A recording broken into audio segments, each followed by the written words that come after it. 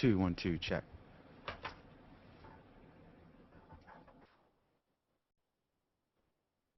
Two, 1, 2, check. 2, 1, 2, check.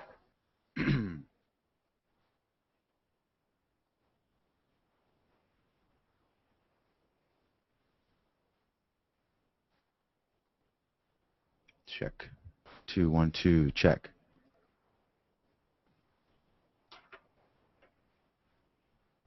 Hey, Alan, how you doing, buddy? Always a good question. Getting by, I guess. How about you? Doing well. Good to hear.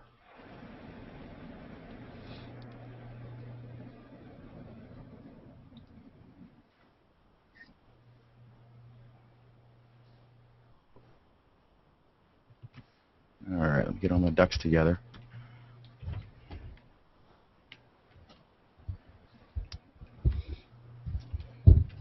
In the show notes, I put, what was I going to say? Look forward before the general tech topics. I didn't know if you wanted to move that or not to the very end, where it also works nicely. Which one? Which topic?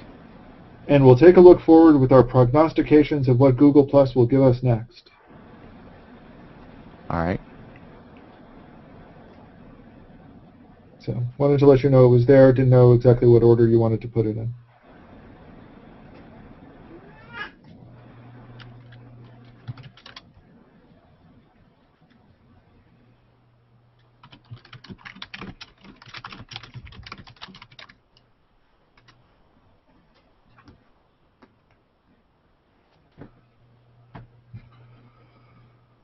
Wonder why this is...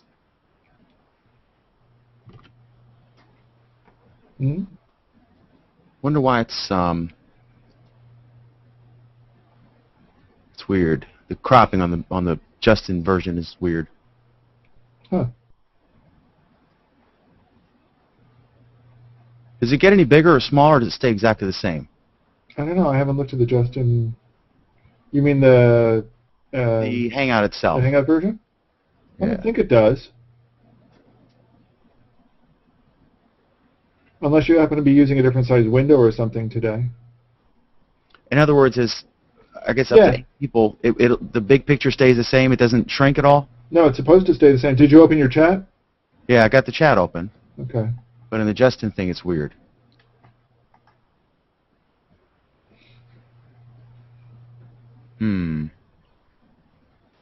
A rare Google glitch. This must be some definition of rare that I'm unfamiliar with. That was a slight dig there. Well, Yes, that one's okay. Rare. I need to add that to my... Do I? All right. Let me duplicate. No, that's what I should do one of these days.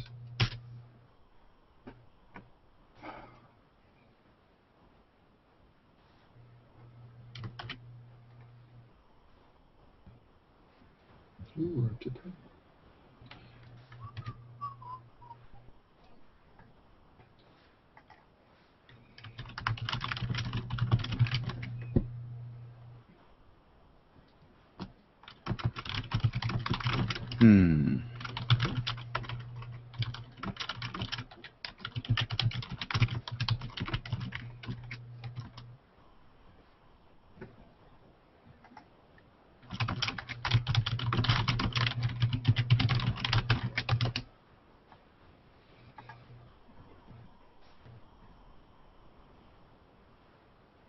All right. You're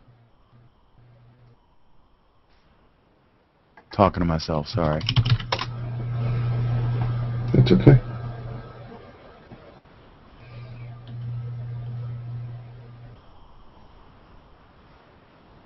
All right, that works. So I've saved the original, and then, but you can hear me okay, right? I can hear you wonderfully.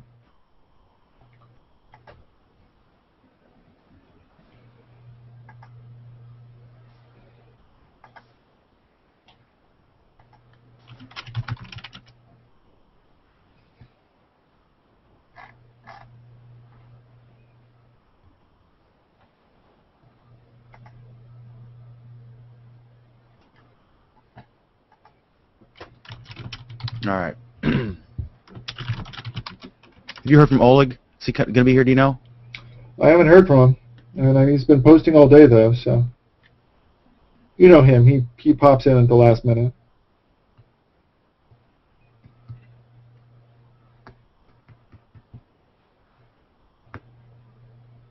That was weird.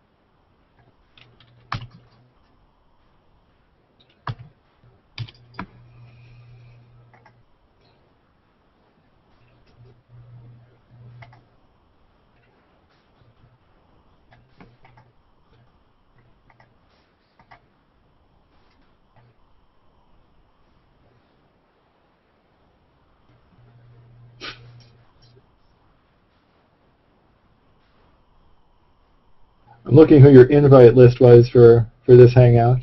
Yeah, don't talk about that, though. Yeah, I won't. Because it's streaming now on air. Okay. I can't control when it starts. Yep. Okay. That's why I haven't invited the callers yet, the full group yet. We'll give them a couple minutes and then roll. Okay. I'll invite the full callers in about 3 minutes. What time does it start streaming? Just automatically at 8? No, I hit a button. Oh, the Hangout on air is recording now, but it's not streaming yet, right? Yeah. Publicly. Well, I mean, it's recording, but not publicly visible yet. And then, but Justin, I can control that. Oh, okay. Gotcha. But we're on air, is what you're saying. Well, not really. It's currently being recorded by YouTube. Okay. I can't. As soon as I start the Hangout, it starts recording. But then I click a button to make like you should see the player in your stream or in my stream now, but it's limited. Once I click a button, then the player will go live to the public. But the whole thing's recorded, including this. Yeah. And typically, I will just leave it intact, so it's the real deal. And then. So you don't have to do any editing on it. Yeah, because it's live. Yep. Mojo Radio 95. What's up?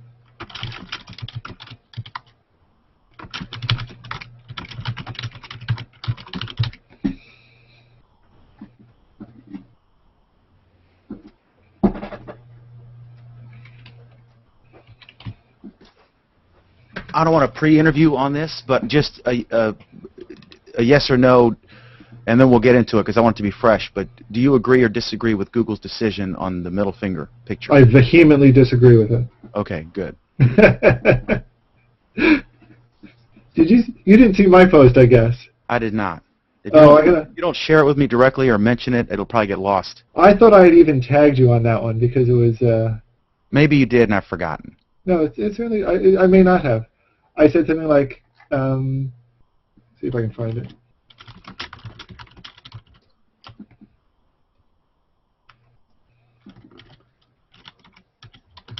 So let me get this straight. On Google+, the following is true. Using a name everyone knows you by will get you banned. You commented on this even, didn't you? I've forgotten. I mean, then I was on Elgin's page. No, I didn't. You didn't comment on it. Making a name everyone knows you by will get you banned. Okay.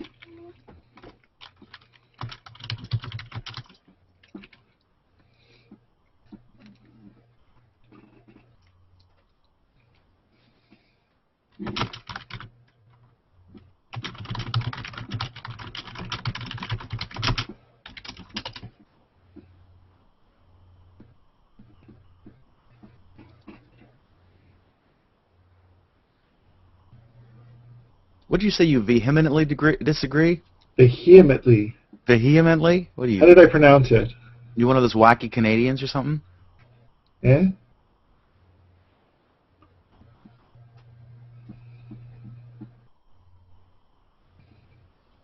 We'll give Oleg a minute, and then I'm gonna.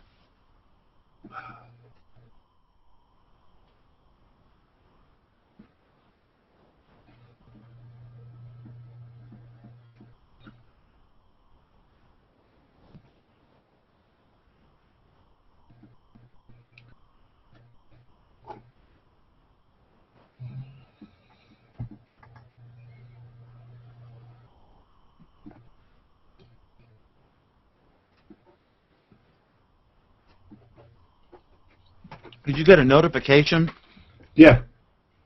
It didn't just pop in your stream. You actually got a little red thing? I got the notification, yeah. I'm just wondering how it happens, because I've never been invited to one. I just invite. I just give. I never receive. You've never been invited to a Hangout? Not to an on-air one. Yeah, it looks just like any other Hangout notification. In fact, does it even say? My John Jensen, what's up? I guess when I look at it, it does say that it's a Hangout on air. Oh yeah, I was just wondering if it just pops up in your stream and you could miss it, or if you actually get a red ping. You get the red ping. Okay, cool.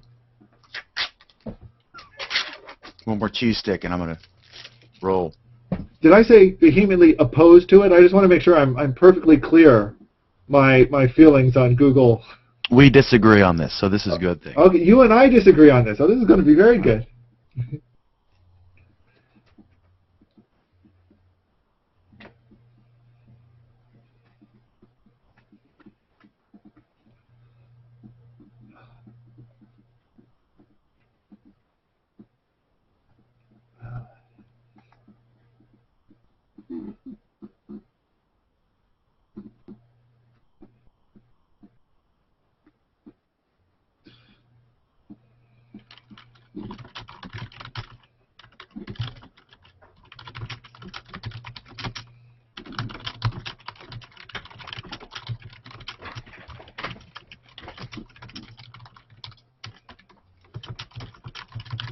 I invited Chris.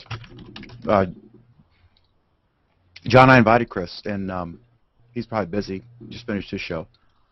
He could pop in, though.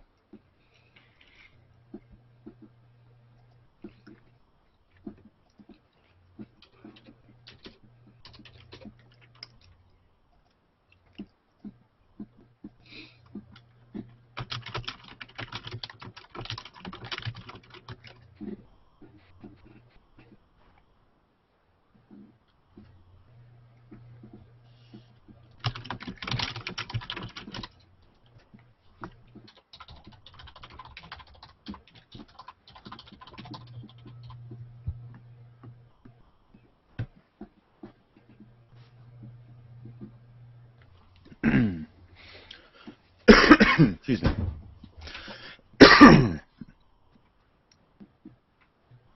All right, let me do my little test here. 1, 2, 3, 4. Testing. 1, 2, 3, 4. Check.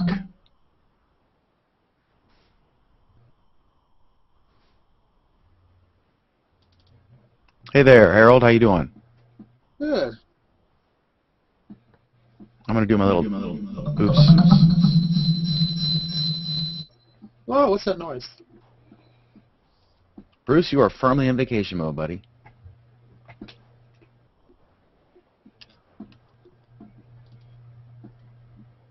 Hey, Bruce.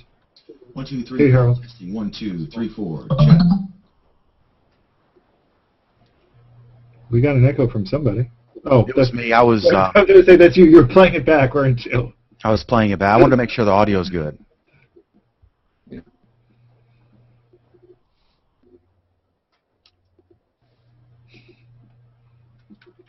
The final Google Plus week starts at 8 p.m. 8ish. Heavy on the ish.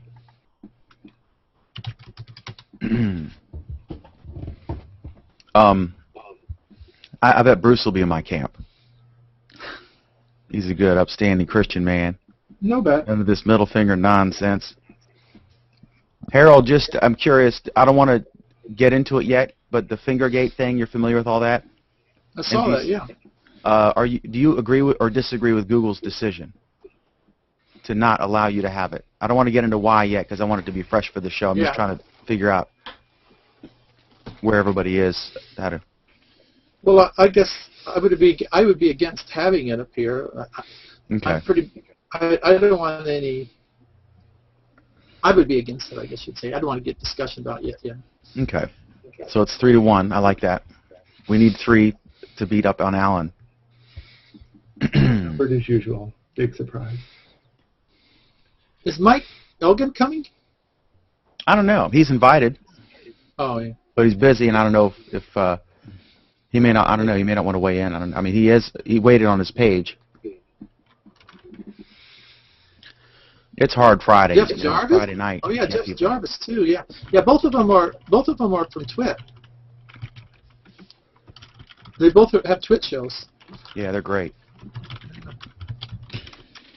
Did you hear the thing about Leo Laporte? You were following that? Yeah. He had a fun Christmas. Yeah. The only thing I could say, I mean, if it were, it's kind of, I don't want to get too much into it, but I don't want to get on the show because I don't think it's anybody's business but the four people involved and the families. But if it were Peter Jennings or Tom Brokaw, I'm dating myself now, it would be a news story. So I guess tech has kind of arrived. You know, clearly if it was a major network anchor, it would be news, right? Well, he wrote a complete page about it, and he says everybody knew about this, that he was estranged from his wife for a year, and they're really good friends, and they spent Christmas together. So he said it wasn't a big deal. The only thing, it's some crazy fan saw a little post on there. I guarantee you the next time he gets an email from a gawker, he'll return it. Lesson learned: when a reporter asks you for comment, don't ignore him unless he want. I mean, maybe, I don't know. But yeah, it was kind of kind of embarrassing Christmas time for him. I felt bad. I think the guy's the Henry Ford of what I do, and I thought a lot of people had to do it. Hello, Jeff. Hey, how are you guys doing? Doing well. Good. All right, let's see. Let me. Okay, let's wait. Let's give Oleg 3 minutes and let's roll with it. We're going to start off with Fingergate. I think that's the hot topic, and then Google Plus Year in Review, and then we can wing it. So last chance to eat your tasty snack cakes there. What is that, Jeff?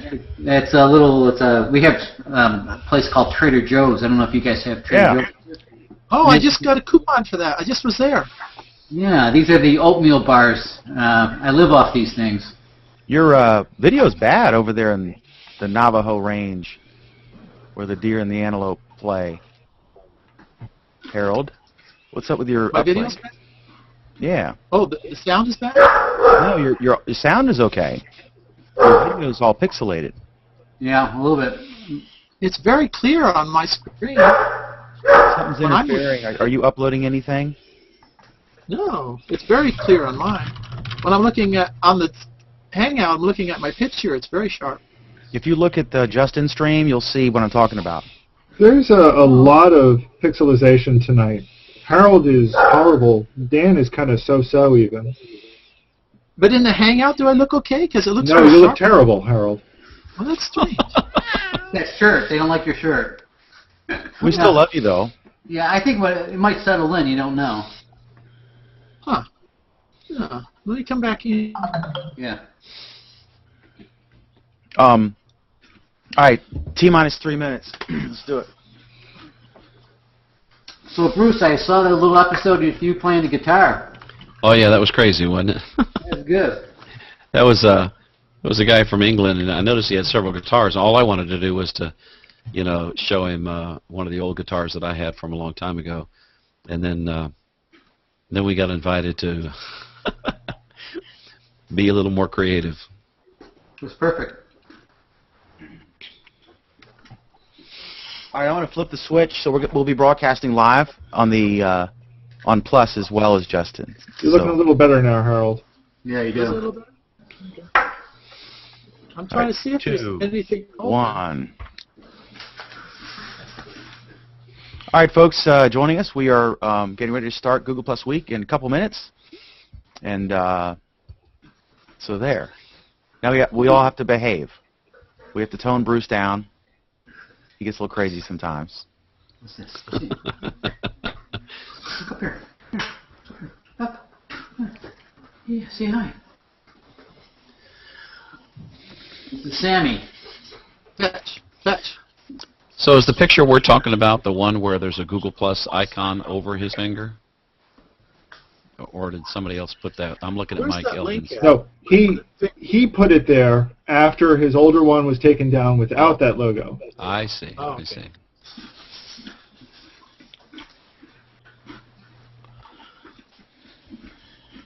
Yeah, I guess I should look at the what we're talking about.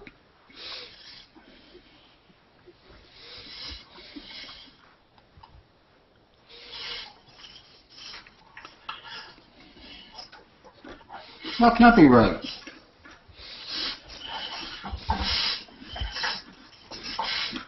Cut my phone off. My friends will prank call me otherwise. That's interesting. That cannot be right. So what's the news time? I mean the temperature there. Oh, that was funny. I was on the radio today, and I said, the news time is 44 degrees.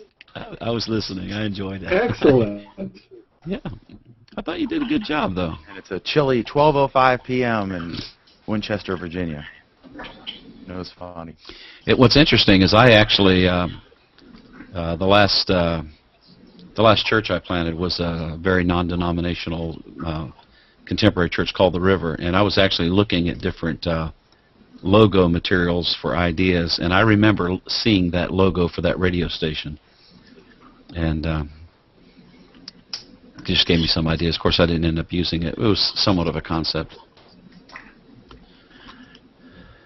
So yesterday I attended Oleg's little class. He did a very good job going through the different labs for Gmail and stuff. Yeah. Yeah, I was there for the first part of it, and I had to leave.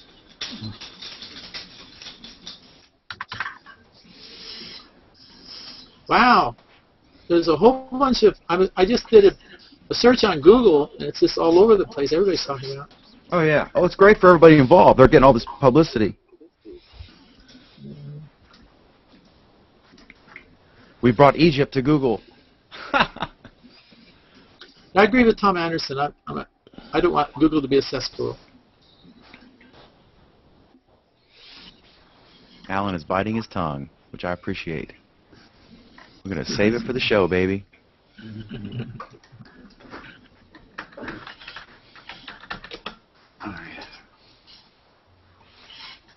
I'm for censorship.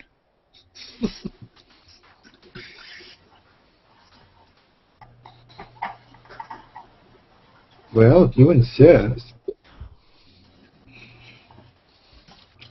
Oh darn, my machine's too slow to actually censor Harold. He's going to block me now, I can tell. No, I wouldn't block you. Then I wouldn't be able to mute you.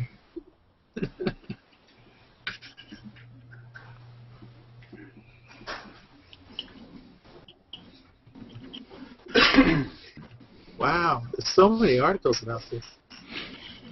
Oh, it's a hot story. Brings up a lot of drama and controversy. That is not going to work. Are we on air now? Yes, we are live on Justin and YouTube or Google Plus, whatever it is, and recording in a couple different places. So,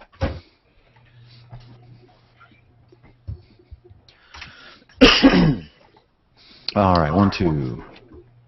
Okay, doke. If we can mute your speakers or your mic if you're not talking. I'm going to go to Alan first. I'm then going to mute Bruce. mine. Okay, I'm gonna, and then unmute yourself. You know, unmute yourself by calling you. I'm going to go to Alan after I do an intro, and then Alan, after he's done agreeing with me, Bruce will weigh in that this is an outrageous. I was going to say you're approach. You're going to go to the one guy who's disagreeing with everybody first. People. Well, he's making some assumptions, isn't he?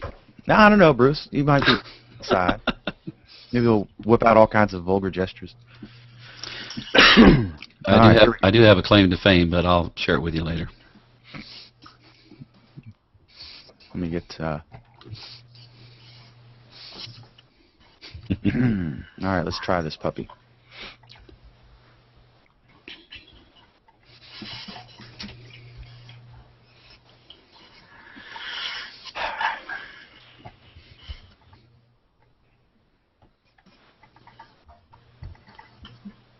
I don't know.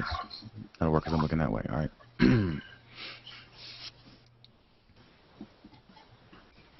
Hello, everyone, and welcome. I'm Dan McDermott. This is Google Plus Week, our unofficial look at the world's coolest social network. This is our last show of 2011, so we'll be talking about all of the great developments and what we are planning for take 2.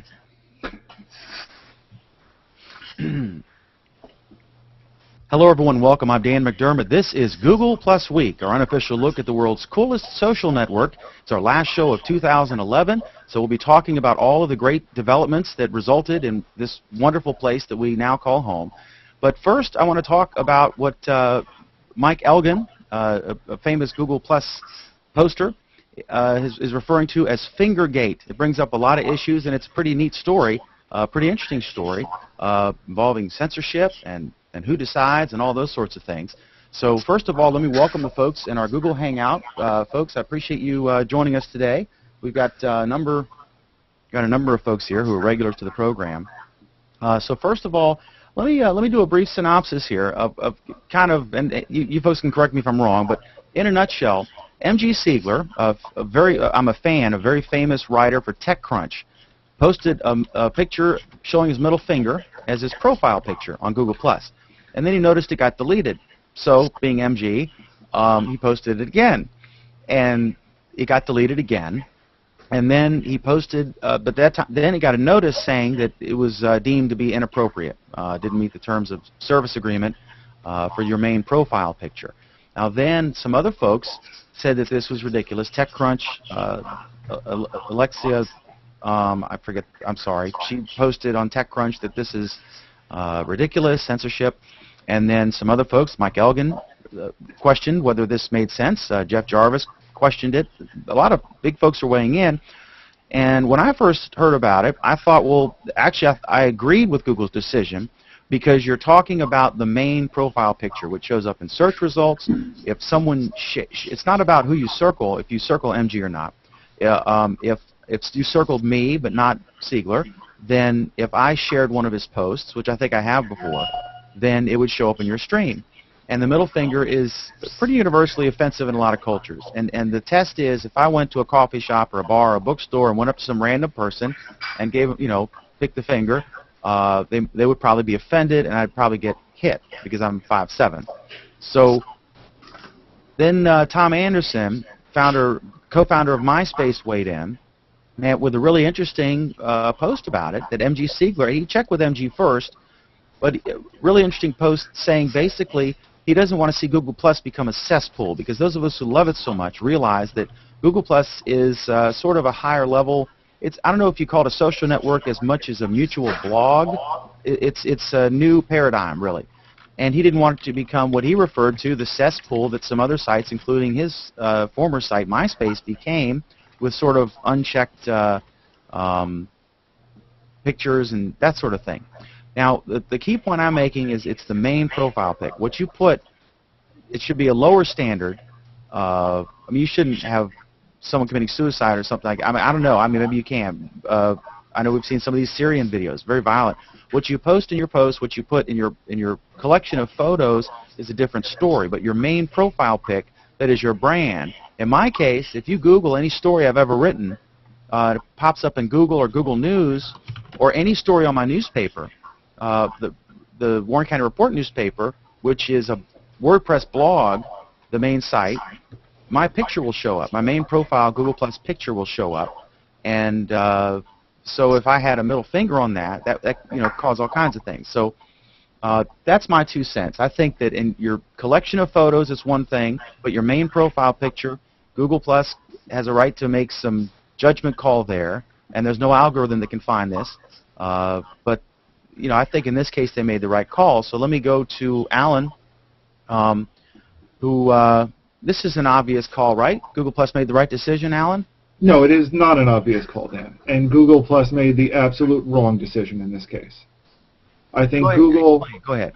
Well, I think Google has to abide by their terms, and as long as people do abide by their terms, Google needs to defer to them as much as possible. The issue with Fingergate is the exact same issue as the one we've seen with NIM Wars, and we've been seeing that for almost 6 months now. Google is imposing... Real quick, just explain, you're referring NIMS, or it's sort of the pseudonym issue. The pseudonym issue, the issue where people aren't allowed to use the name where they are commonly known by and identified, and how they choose to represent themselves throughout the entire internet. In some cases, how they choose to represent themselves in the physical world as well. But in this case, you're saying that you should have a right. You should have a right to represent yourself the way you choose to represent yourself. Now, I don't know the person involved. I don't know how he represents himself in real life. I don't know how he represents himself professionally in his other media. But the impression I get is that he has used this picture on Twitter. So presumably he does use this in a number of other places. And Facebook, I think. This is how he chooses to represent himself in the physical world.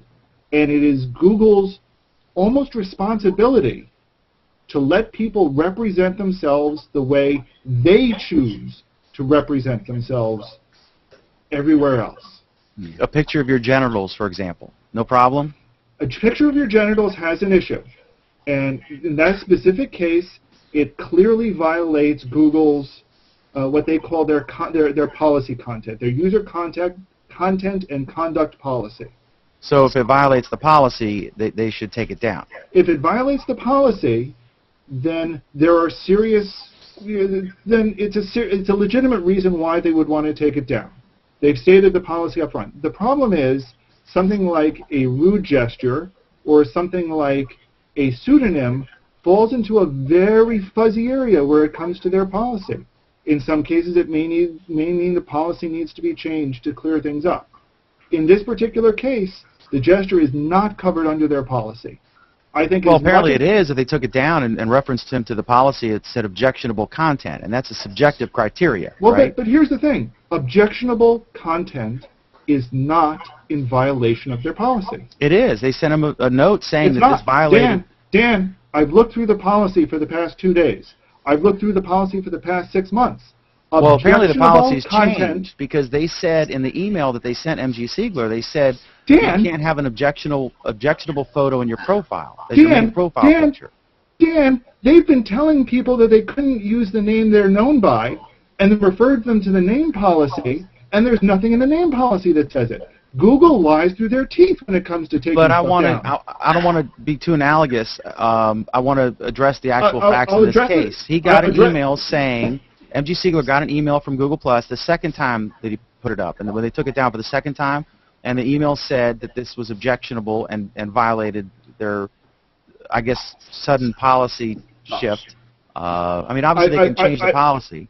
Well, they can change the policy, but So you agree there are certain things that are allowed. It's where you draw the line. You don't think they drew the line in the right place, because you're saying if. Well, it's two things. One is I don't think they drew the line in the right place, and two, I think they are not following their own policy.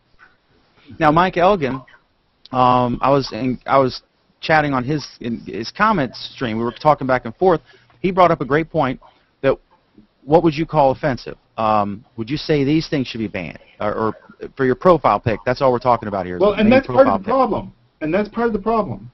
Well, what he said, he listed several things. Let me put Dan. Let me skip right to this. You want to know what I find the most offensive? I find censorship offensive. But you agree that genitals are okay to censor. It's just what you. I mean, it's just where the line was drawn. You disagree with. No. You think I should be able to have a picture of a horse's thing as my main profile pic because I would choose to represent myself? Well, here's the problem. The current policy doesn't allow for. Well, but here's the question. Dan. Okay, if we're talking genitals, are we talking genitals in a fashion that is sexually explicit or sexually or biological? I mean, I think that's a stretch. I think it's not a stretch, Dan, because that goes right to another issue that's been hot on Google Plus for the past couple of weeks, and that's that a number of photographers who are taking art photos are discovering that their art photos are being pulled down. I guess they're trying to determine, just like they did with maybe the pseudonym thing is a good analogy in that they started with one statement and then they weren't really going with it and they changed it and it morphed and became a much more tolerant situation than it was initially. Let me get Bruce in here. Bruce, what do you think? I mean, does this... Well, I don't think this is a hill Google wants to die on. You know, you have to choose your battles, and I think they've chosen a wrong battle here. There's a couple words that I'm thinking about. One is propriety, and the other one is a word that you don't hear very much anymore, prurient. And I think if somebody, I agree with Alan, it's not wise for somebody, if they're trying to brand themselves that way. I mean, I don't think that's really effective. But if they choose to do that, you know, and you know, obviously that, you know, I've been involved in ministry for a long time, and, you know, when I started pastoring in 1976, there were certain criteria that were considered really offensive. But nowadays, I mean, especially, I mean, okay, he's not even looking. If he would have been looking in the face of the camera, and kind of, you know, up yours like that, but he's looking off to the side, and it's just kind of ho-hum. I don't really find it that offensive personally, and I don't think many people would, and I think they're stretching their terms of service to make a big deal out of this. That may surprise you, but that's kind of where I see it. You're a liberated guy, Bruce. I mean, I wouldn't do it, and I don't think anybody who's wanting to brand themselves should do it. I don't think it's wise. But this is part of his nature and personality, and he's kind of known by this. And it's, you know, if I can use that term again, it wasn't so much in your face as it could have been. So it was humorous. It was a casual, funny thing, and I'm not offended by it. But the thing is, like, my mom is a former Sunday school teacher. She's 74 years old. I just got her to sign up for Google. She hasn't put a profile picture up yet, and she hasn't done much with it. But she actually asked me on Christmas Day. She said, you know, for dinner tonight, when you come over, I want you to show me what this Google Plus thing is, right? And so I signed her up, and I showed her my stream, and I showed her how to circle people and stuff like that. And if the first introduction for my 74-year-old mom was MG Siegler's middle finger, she might have thought, well, this is, as Tom Anderson thinks, a cesspool. And that's my whole thing. We're trying to get more people on here, the soccer moms, the grandparents, the folks who are Facebook people and not technical people, and more of them are coming on. You can tell that by what's hot, right? I mean, you'll see stuff, mainstream stuff on there that you would see on Facebook and the what's hot thing mixed in with. It'll be weird. You'll see Justin Bieber, then CNET's post or something. It's an odd combination, but it's cool. It's becoming more mainstream, and that's great. Let me get Harold in here. Harold, this is all about the biggest argument here is there is no completely safe policy that would affect every culture. Now, you work with the Navajo Indian people, the Native American folks over there, and so that I'm sure they have cultural differences. In America, I used to live in Greece, and you can't if you put your hand up like this, you're cursing someone in Greece. And so the police officers, when they're directing traffic, you'll see them go like this with two fingers telling you to come, because there's no criteria that works everywhere. What works in here will not fly in Saudi Arabia, for example. Like a woman in a bikini will be fine for a profile picture. But in Afghanistan, where women have to wear a burqa, I mean, you can't please everybody. I think that's the biggest argument against what I'm saying. What do you think, Harold? Well, the main thing that I consider is, like, for instance, on an R-rating picture, if you say the F word 3 times, it gets an R rating. Everybody has standards. There's standards on motion pictures. There's standards on everything. Google has the right to provide their own standards of what they think's offensive. They basically, I was just reading the contract, and it says, one of the things it says is things that are sexually offensive.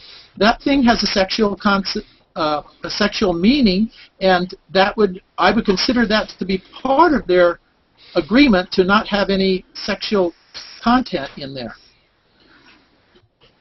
Yeah, I think, but don't we all agree that, like, a picture of two people having sex from a porn flick, if it were the legitimate profile of one of the people, would not be acceptable in the main profile picture?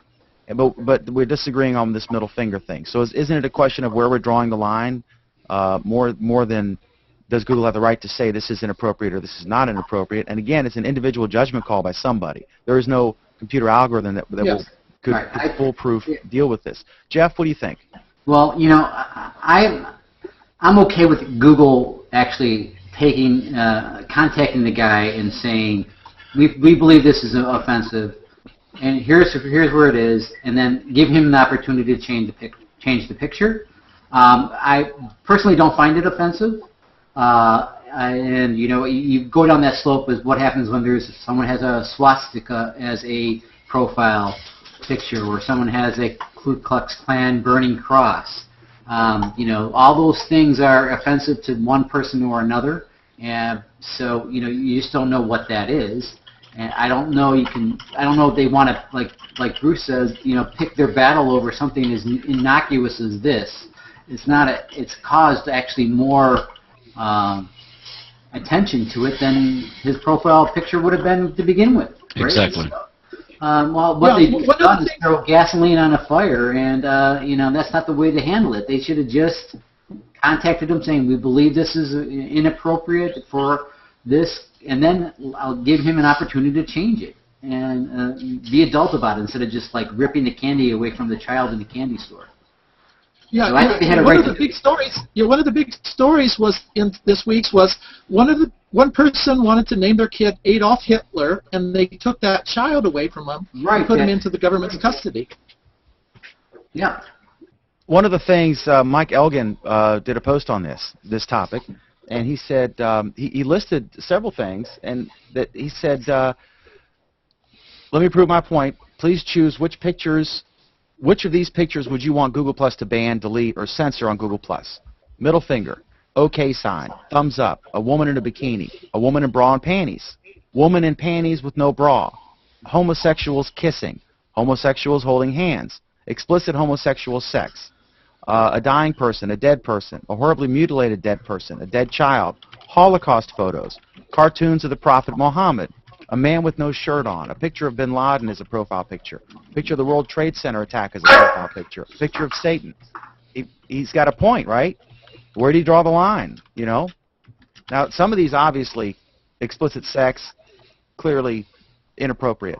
Middle finger, judgment call. I think they made the right judgment, but I could see other people obviously disagreeing with me. Yeah, no, I still I think they have a right to do it. I think the way they handled it was incorrect. But I think, again, they picked the wrong battle to do this on. And that picture is not, it's very nonchalant. I don't think it's, something that was, like you said, in your face, I wonder if it was some young engineer or some, I don't know if I hope the person knew who he was dealing with. And I hope they realized that this wasn't going to be, he wasn't going to go down quietly. Yeah, exactly. But anyway, are we good on this, or anybody got any last thoughts on this? On Fingergate? One less humorous thought. One of my claims to fame is that I have long toes, and we were camping at a pop-up camper one time in the Smoky Mountains, and I don't know, I was 10, 11, 12 years old when I discovered that I could flip a bird with my toes. So in reality, we could be talking about Toegate here instead of Fingergate. I think it's much ado about nothing. A lot of people going on Google Plus wouldn't even know who M.G. Sigler is. I don't think it was so much in your face. I know what you're saying about the slippery slope, and I think they do have to draw the line somewhere. But I think, and who knows? Maybe could it possibly be that M.J. Sigler did this on purpose, and Google did this on purpose, and we're talking about it tonight? Yeah, we're talking about it. Everyone's talking about it. Remember the main, right? Tom Anderson from MySpace, when he put his post up critical of M.G. Sigler, started out like, MG, are you seriously upset at this? In the comments, Tom Anderson actually said, hey everybody, I'd appreciate it if you could tweet this to TechMeme so that, his post could get hopefully on TechMeme. I don't know if it did or not, but that was pretty funny.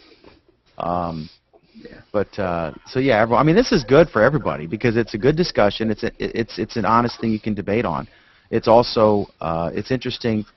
All these folks are getting all this attention. We're covering it. Everyone's covering it because it's not a black or white thing. It's not an easy answer, I don't think. But anyway, okay. So Alan, what should we hit next?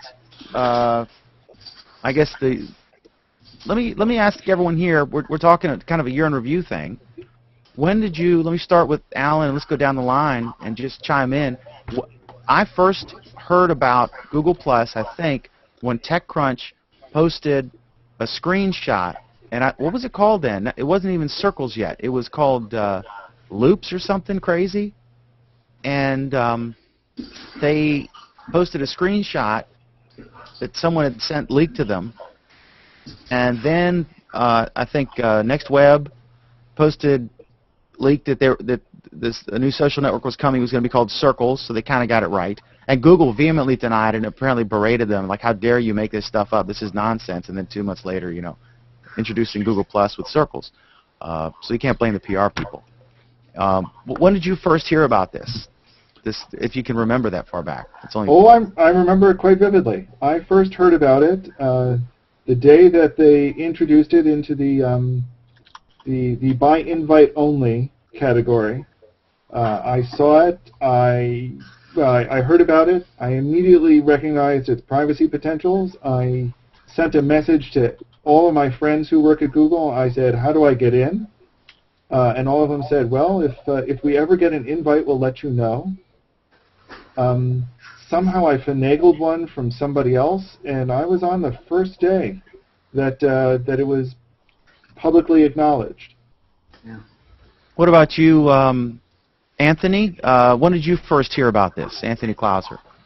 I don't know when I first heard about it, but I do know I had a friend that got an invite on the very first day, and he asked me if I wanted to be invited to it.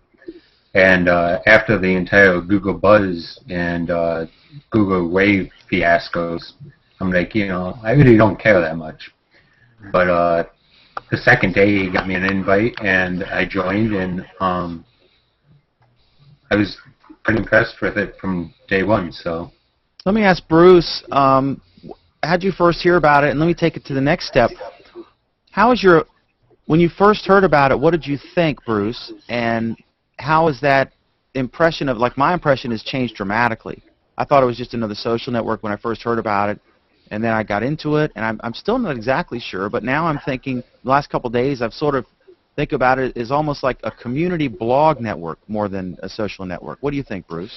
Yeah, I first started hearing some of the rumors about what might be coming in the area of social media with Google, watching shows like This Week in Tech, This Week in Google, and so forth. And then, like Alan and Anthony, I was able to get an invite during the first week. I'm kind of a early adopter, and I like a lot of the other Google products. I've been a Gmail user, Google Documents, Calendar. I like sharing my calendar with my wife and things like that. So even with the failures of Wave and Buzz, I was willing to give it another shot. And since the first week I've been doing it, and I've enjoyed it. It's just another place to hang your hat. I think you got to stake out your territory. These are pioneer days in the Google Plus. And if you don't go west, young man, and drive a stake in the ground and carve out your place, you're going to be late to the party. So, Harold Carey Jr., you've been on here for quite a while. You were one of the folks instrumental in the longest hangout ever. Up till that point, I'm sure someone will beat you down the road. But how has your opinion changed of when we first saw Google Plus, and what you think of it now? Well, it just keeps getting increasing. It has more features. When I thought like everybody else that it was going to be a competitor with Facebook, and now I see that it's basically part of the whole Google plan to like take over the universe, I guess you'd say, but to integrate everything together. I heard about it like you said. I have a Google alert. Anything Google pops up as my Google alerts, and this article that I just put up is the very first date that they announced the Hangouts was July 8th. That you could start signing up for it.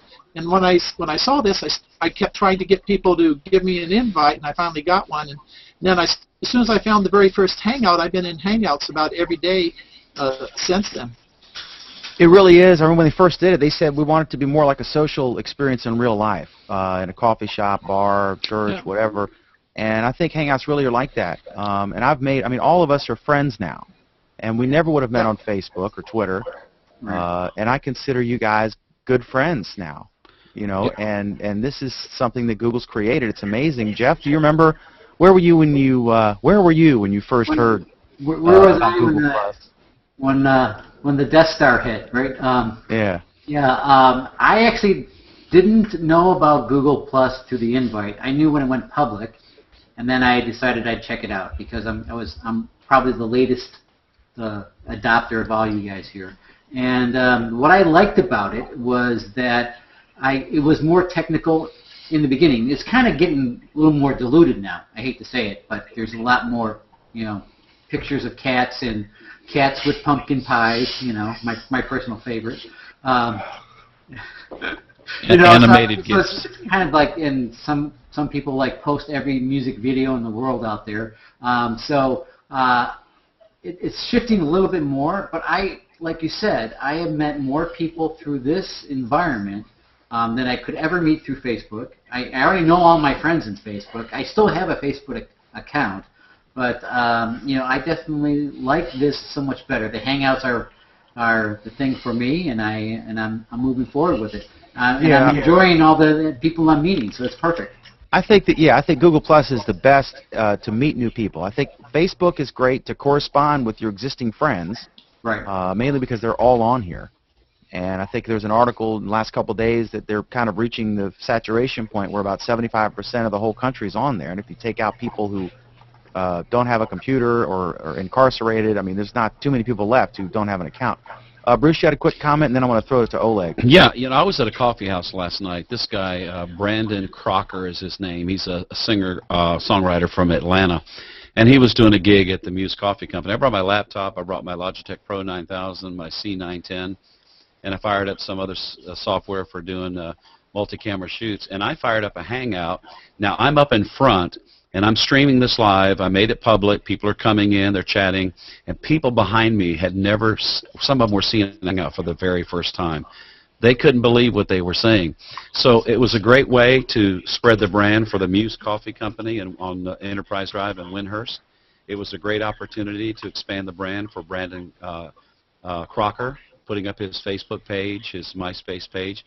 It was just really a lot of fun, and I had my 11-year-old granddaughter with me, and it was really great. So, you know, I think it's an amazing experience. And do you find that, Bruce, that it's, am I right that Facebook is good for keeping in touch with people you know, but it's not a great way to meet people? Whereas Google Plus is totally conducive to that. Exactly. 100% agree. You have The to use Hangouts are a killer app, but the real killer app isn't an app at all. It's the ability to meet new people who share whatever your niche is, and be able to interact with them through all the different tools here and shared interests. Go ahead, Jeff. Yeah, I was going to say, you know, it's kind of like Google Plus is like taking the Twitter and Facebook and kind of putting them together. Where Twitter, you can kind of find out who you want to be your friend or follow somebody, and then get to know their posts, and then get to know them, possibly add them to Facebook. Whereas with Google Plus, it's kind of all right there. That stream's all right there. You can see the person. You can click on it. You can do a hangout with them, and then if you want to add them to your circle, you know, that's perfect. You know, it's kind of like a combination of the two in a strange sort of way. It's an evolutionary thing. I think it's the best of all of them. And some of the key decisions they made early on. Of course, Hangouts were just some crazy idea from Sergey, but some of the decisions to allow unlimited length posts, to allow you to edit your post afterward, just some of the things that they did that were just a judgment call either way.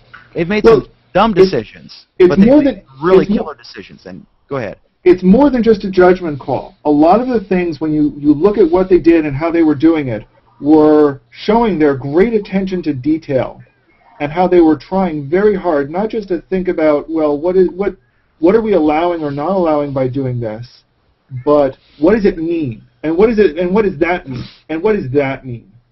So if you look at some of the decisions that they made and how those have cascaded down over time, you'll find, you go back and you look and you go, that really was a pretty clever idea that they did from the beginning. Hangouts are one example of that. It's not just that they made certain deliberate decisions, some by accident, some by limitations of other things, but they thought about it, and you can now see the fruits of that labor. So by introducing circles from the beginning, you see more and more things are kind of hovering around circles, or building onto that circle concept. By coming out with the Hangouts from the beginning, you see more and more things building around those Hangout concepts. And the core of them all still exist. So, you know, you talk about long posts. That was a very conscious decision of theirs, and we've seen how it's grown and evolved. The ability to edit, the ability to permit people, all of these things were very core early decisions that have not changed significantly since then, but they've been enhanced and added on to, and we see the deliberate choices that were made early on. Yeah, I agree. I think the Circles thing was genius, but they looked at what was good and bad about all the other services, and it's evolved, and this is sort of social networking 4 or 5.0, or as I'm now thinking of it, as a community blog system. I don't know how to describe it. It's really so different from everything else. It's still hard to explain, isn't it, Oleg? It's still hard to explain if someone says to you, what is Google Plus? Like your grandma or your mom or your aunt has never been on it. It's a tough thing. There's no word exactly to describe it. Oleg, and where were you when you first heard about it? It's a personal question. I don't answer personal questions. But no, seriously though, to me, you know, Google Plus, it's a combination of various other things and addition of new things. So the way I usually describe it to people is, first and foremost, as far as I'm concerned, it's a Facebook killer.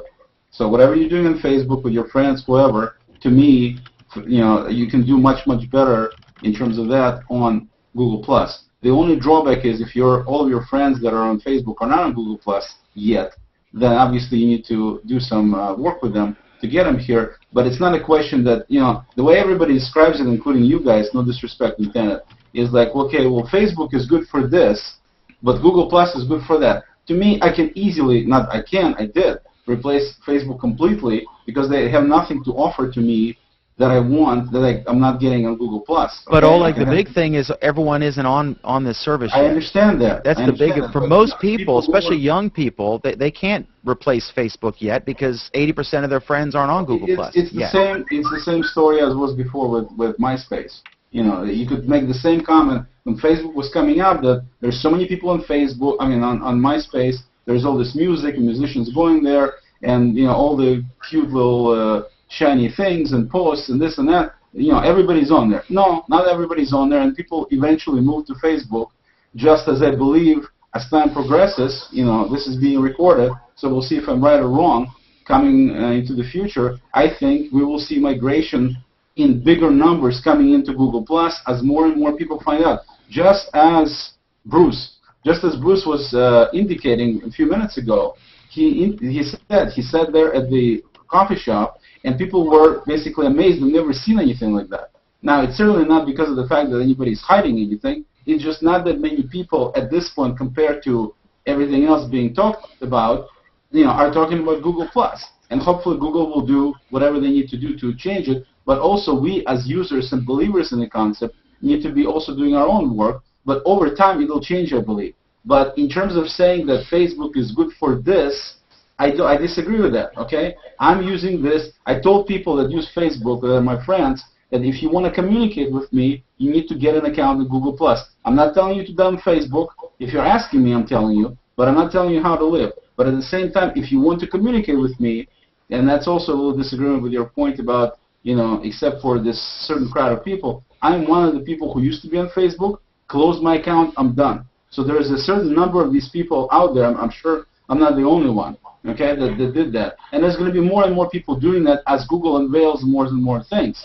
But I totally, wholeheartedly agree with Alan about Google putting in major brain power into the initial concept, starting relatively simple with the idea. You can have posts, and you can have pictures, and you can have links, and you know, things like that, but expanding it much more so by looking at things that other people did, like Facebook, like other people, and saying, no, the whole thing 140 characters is lame because you cannot express almost anything in that. And when people start taking, you know, whatever they do on Twitter and compacting it so they can put more in there, it becomes A, unreadable, and B, almost hard to understand for people who don't know that particular lingo or those particular abbreviations.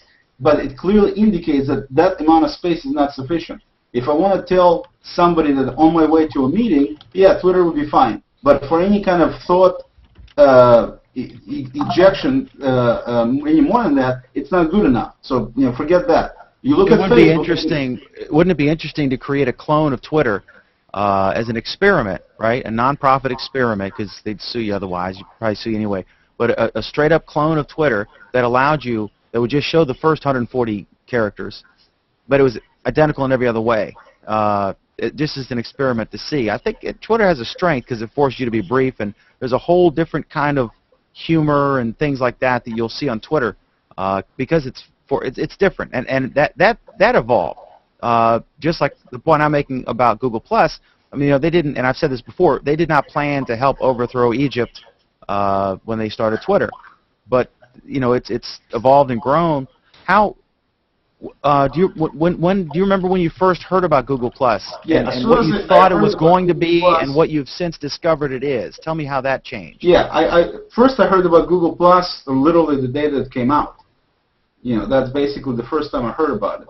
Then I was totally into trying to find somebody to give me an invite because, you know, I didn't have an account. And so it took me about a week to get an invite from somebody. I got the gentleman's name somewhere, but I can't remember now. And so he got me an invite, total stranger, complete total stranger from Twitter, by the way. I mean, because that's what I was begging for, somebody to give me an invite. And then at that point, when I got on Google+, I went into the old, oh my God, I can't believe they actually did this thing, that well, looking at circles and everything else. And literally the following day, I dumped my Facebook account, closed everything, and just migrated completely to this because I knew that I wouldn't want to use it after this. And that was it. I mean, so basically literally a week after they launched, I was at Google+ and never looked back. Yeah, I've never seen any kind of... So, go ahead, Jeff. Yeah, don't you think that Google has the upper hand because they have so many different products they can integrate all this stuff together with, where Facebook is just Facebook, Facebook will come up with something like a Hangout. They have to because it's going to get popular. Well, they have Skype. They have Yeah, Skype. right. I don't know anybody uses it. Does anybody use it? Well, yeah, people do use it. That's why Skype sucks now compared to how it used to be. Yeah, but one thing about Google is, they can scale this stuff up incredibly better than anybody else. Well, they've got, what is it, 65% of search, right? And I mean, you can't. I mean, nobody's binging anything.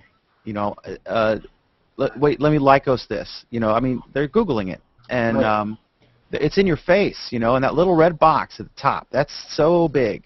That's such an impact, especially and as the Chrome browser becomes more prevalent, and the Android phone where it automatically uploads all your pictures for free to Google+. I mean, they're the tortoise, right? They're not the hare, but in the end, it may emerge as a Facebook killer, or I don't know. We'll see. You made a comment a moment ago saying that the ball isn't, that Google's got the advantage over Facebook. I'm not entirely sure that's true. Why? It basically means there are two completely different approaches to how the platform is going to evolve. The Facebook model is, the best way I can do it, it's kind of like the Microsoft way of doing things. They're going to provide a core, they're going to make it the best core that they can, and then they're going to rely on everyone else to fill in the gaps, to provide the applications that people are going to use. And that's worked immensely well for Facebook. Facebook, for a lot of people, it's kind of the social network, but really what they use it for is to play games on. For a lot of people, Facebook is a gaming network. You know my opinion on Facebook games. Let's not go there. But underlying that idea is the fact that Facebook provides the login while everyone else provides the value added. And that's what Facebook has gotten really, really good at, and they're getting better at it even. Google took a completely different approach. Google's approach is basically, we're going to give this to you, and we're going to give you just about everything else. So if you're using this, or you're using Google Mail, or you're using Google Docs, or you're using Google Calendar, or any one of a bunch of other Google products, YouTube's going to be big. If you're using any of these things, we're going to get you all under one big umbrella, and we're going to make them all work together so well that you're going to want to keep using it. We're going to give you an advantage to using us because you're using all of our other products. The downside to that is they're not making the experience as good for these other things.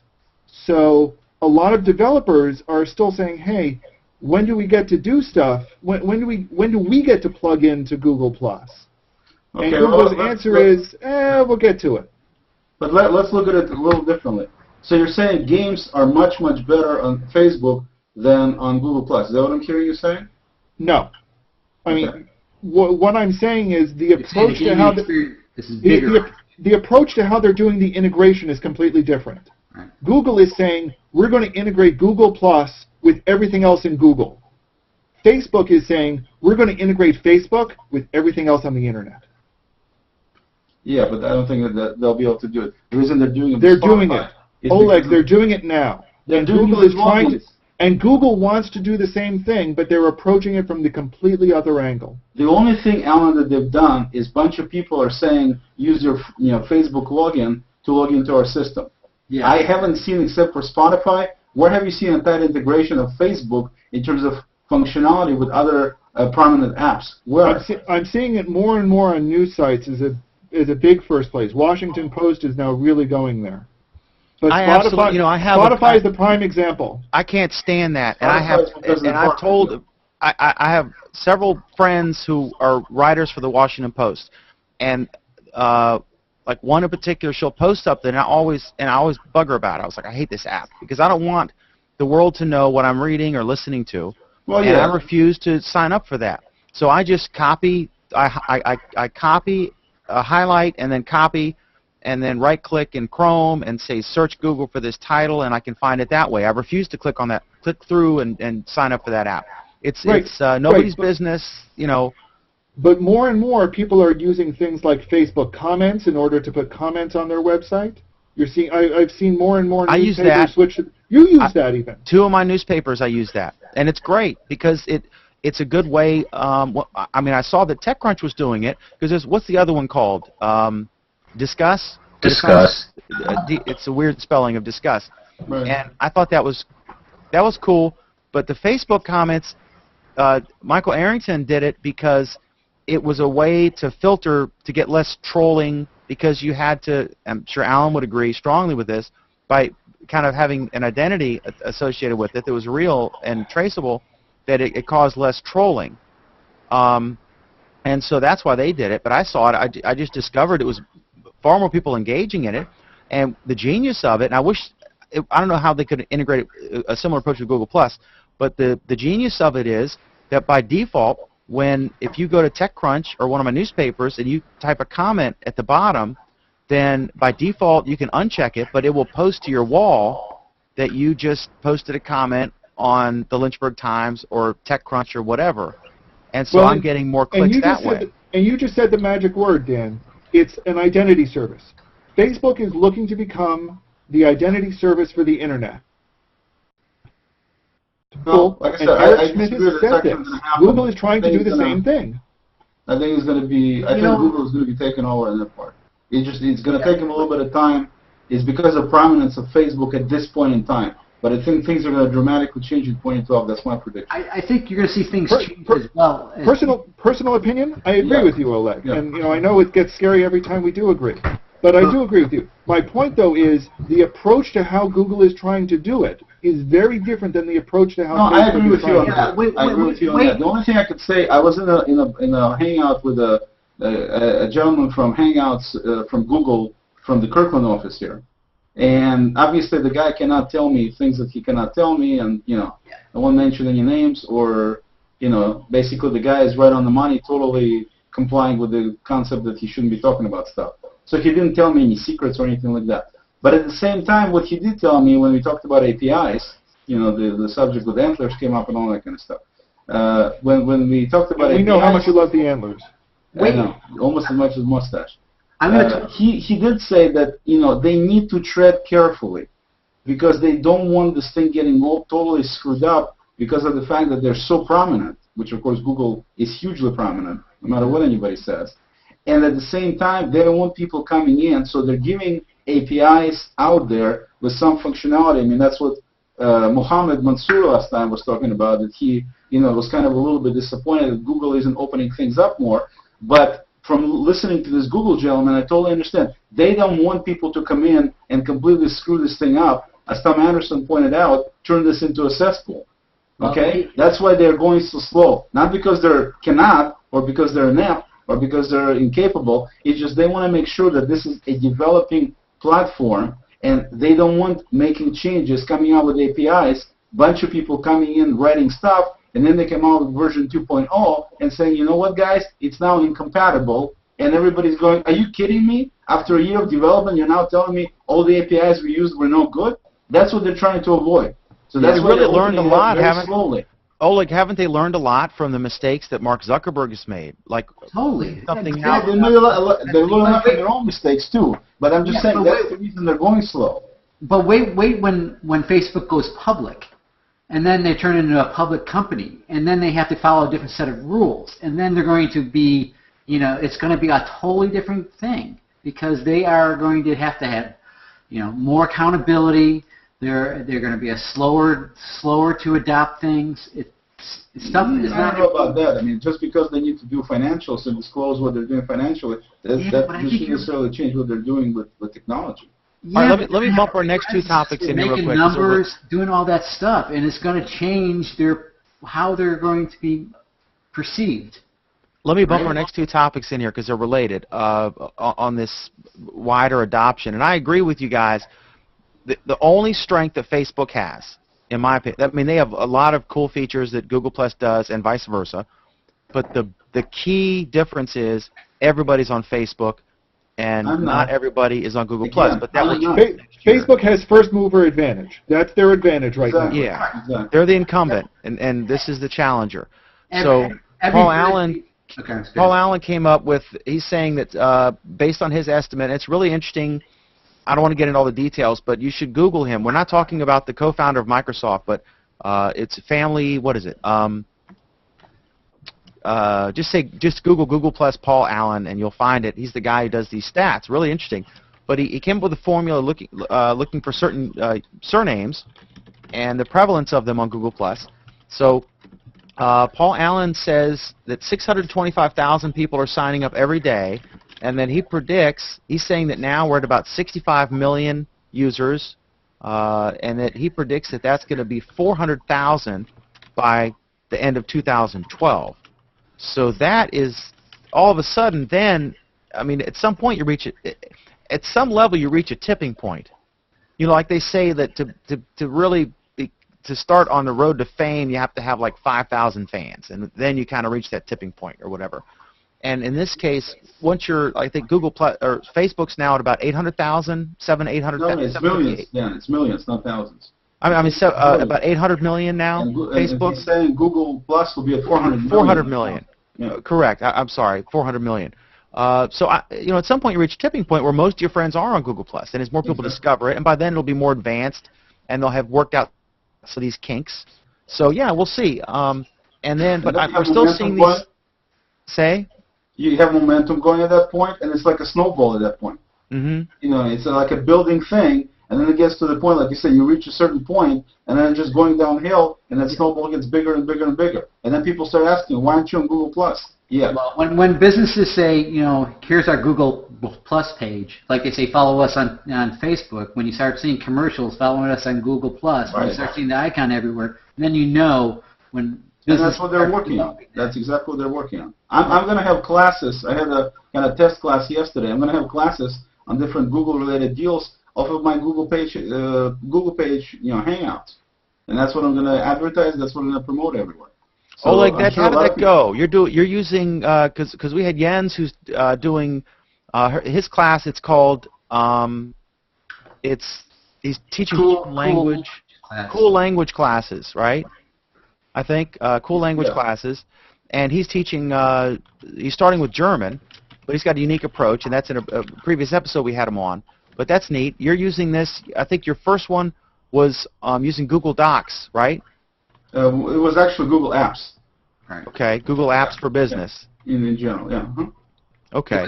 I attended it. How did that go? Both you guys were there. It went okay. It kind of started out a little bit, not too many people showed up, and then more and more showed up.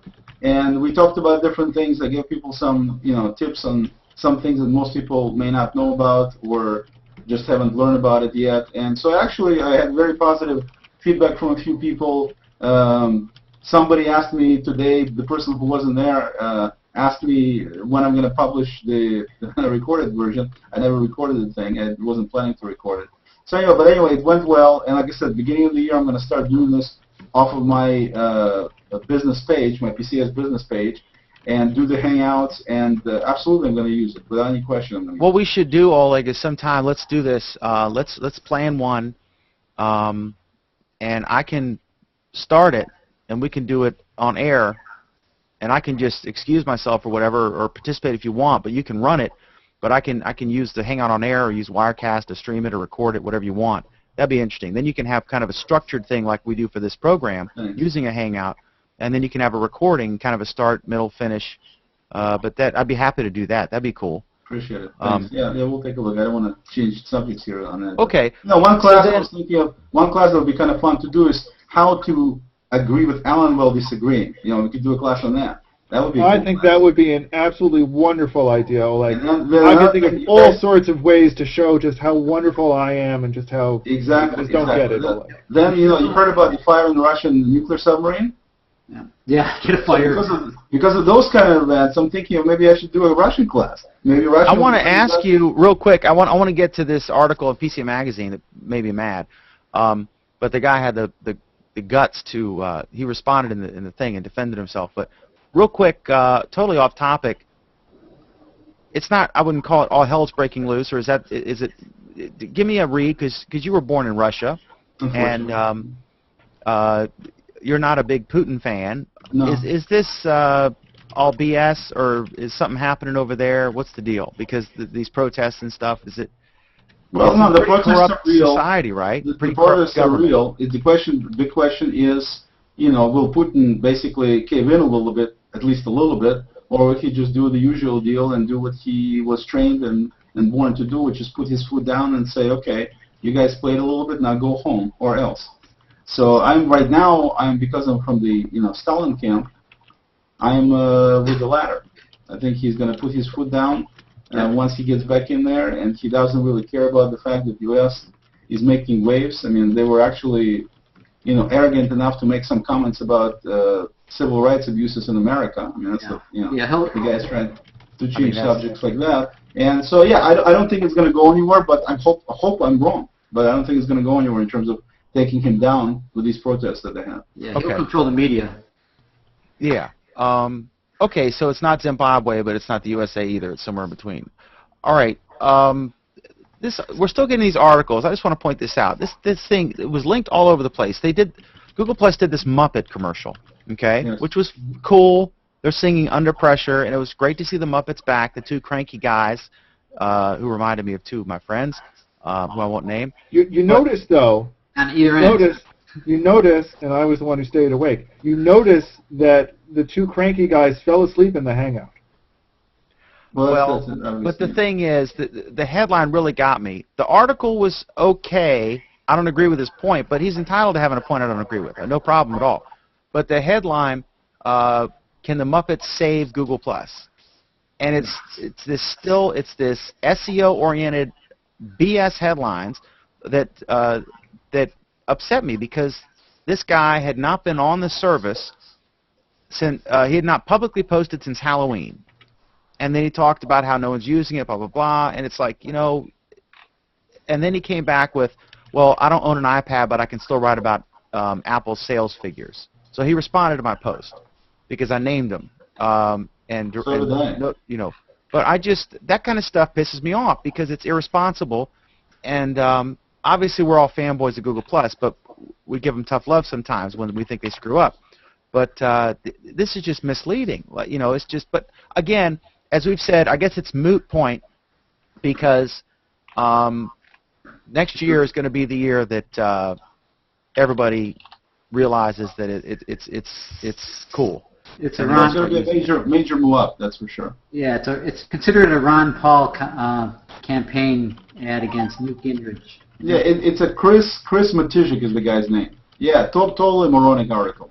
I mean, I don't know why you're giving him credit for article being okay, but you disagree. I mean, the guy has 47 followers. Did you see that?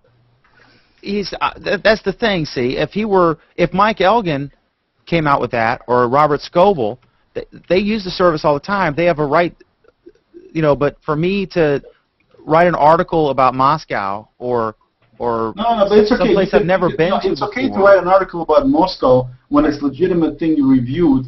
You've done some diligence to learn about it, and this. Maybe I've been there or studied it. Right. This guy is completely and totally inept as far as I'm concerned in writing. First of all, the headline is this: ads show how Google Plus is desperate for real people. That's his headline for this.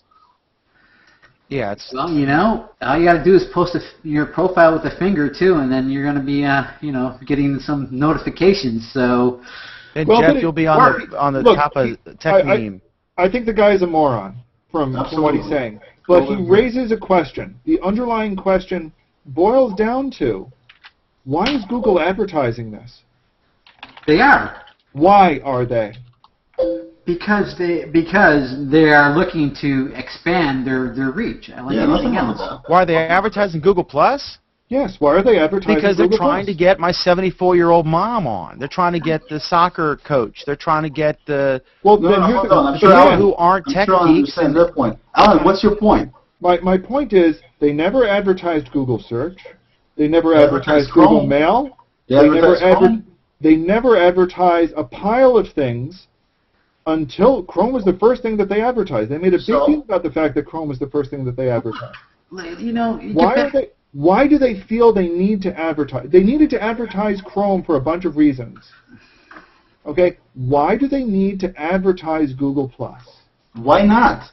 Yeah. That's a ridiculous. I'm sorry, Alan. That's not an answer. No, it's why not is legitimate. not an answer. No. Alan has the reason I'm saying why not is because TV advertising is the most popular and the most prevalent way of how people advertise their businesses. Everybody knows that. Yeah, I think What you advertise on TV. So that's what I'm saying.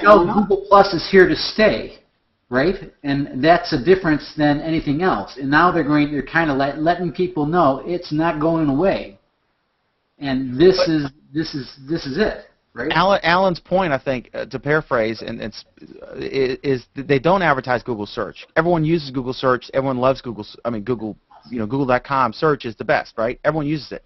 Right. But they are advertising this, and it is rare for them to advertise. And that's when I said the guy had a point in his article that it is conspicuous that they're advertising this because there isn't anybody in the country who doesn't know that there is something called Google Plus. And there are probably people who Google Plus.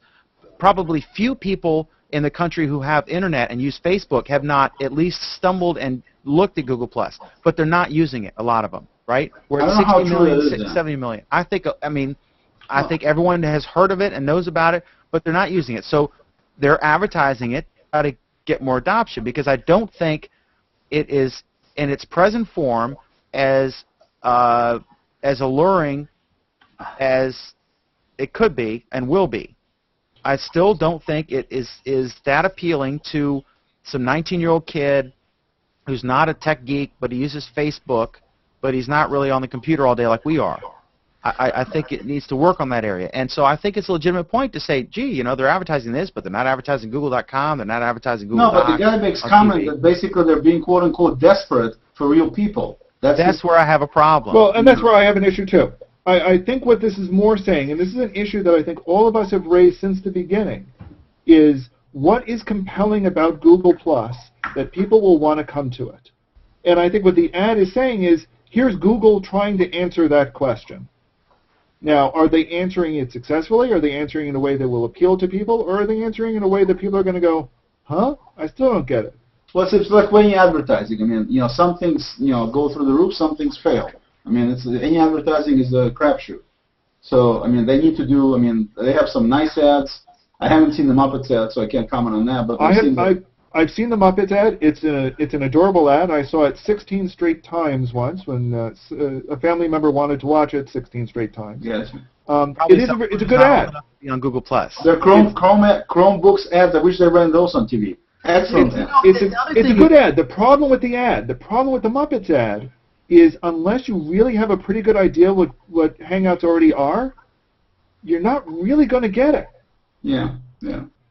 Yeah, I agree with you. It was intriguing and it was cool to have the Muppets, but they're not really good at advertising. They're not good marketers and they're not spectacular, beautiful designers. They're engineers. Well, like any ad, usually when you do ads, you can either go for humor or you go for something outrageous to keep people engaged enough to remember it. Okay, so that's, we're not trying to say anything more than that since Muppets are such a known entity, looking at all of a sudden Muppets being headliners or something, it'll make you remember it, if nothing else.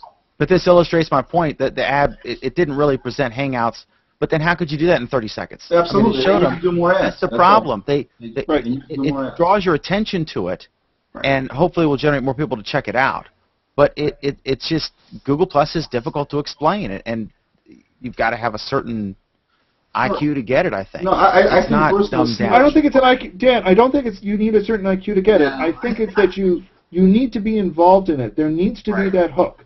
Hangouts are part of that hook. Hangout is the hook for me, actually. Right. Hangout is the hook. That's the thing. And like when I try to get my other buddies on Google Plus, they go, I only have so much time in my day to post stuff, and they're already on Facebook. And that's the challenge, is getting the people from this entity over to the next entity. Well, here's even a better question. Here's the better question. And I'm going to, we asked earlier, how did all of us find out and get on Google+? The better question is, how did all of us find out and get on Facebook? Well, my friends told me about Facebook, right? Basically. Told you about it? How did, Yeah, it's been a while. I can't remember how I got on it, but it was more for, commuting, doing things with my friends, right? That's what it was for me, And I don't even, I no longer I post very rarely. I don't say, hey. let's not talk about what we do with it now. To be Right. honest, that's not relevant. Dan, how did you find out about Facebook? Facebook, I found out about it when it wasn't available to the public yet. It was still just for college campuses because I used MySpace.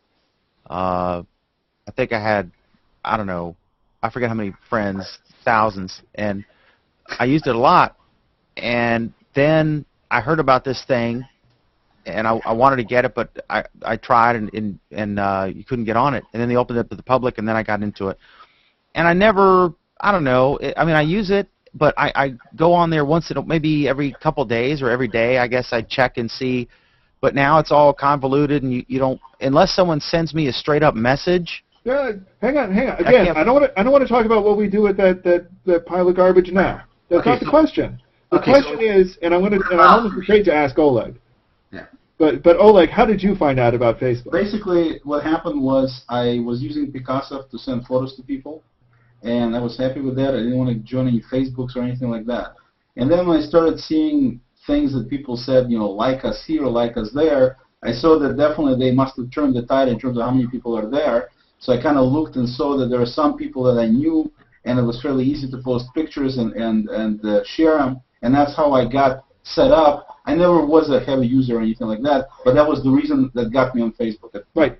So the issue really boils down to what is it that Google is doing, needs to do, either in the product or as part of their word-of-mouth campaign or as part of the changes they need to make socially to get more people here?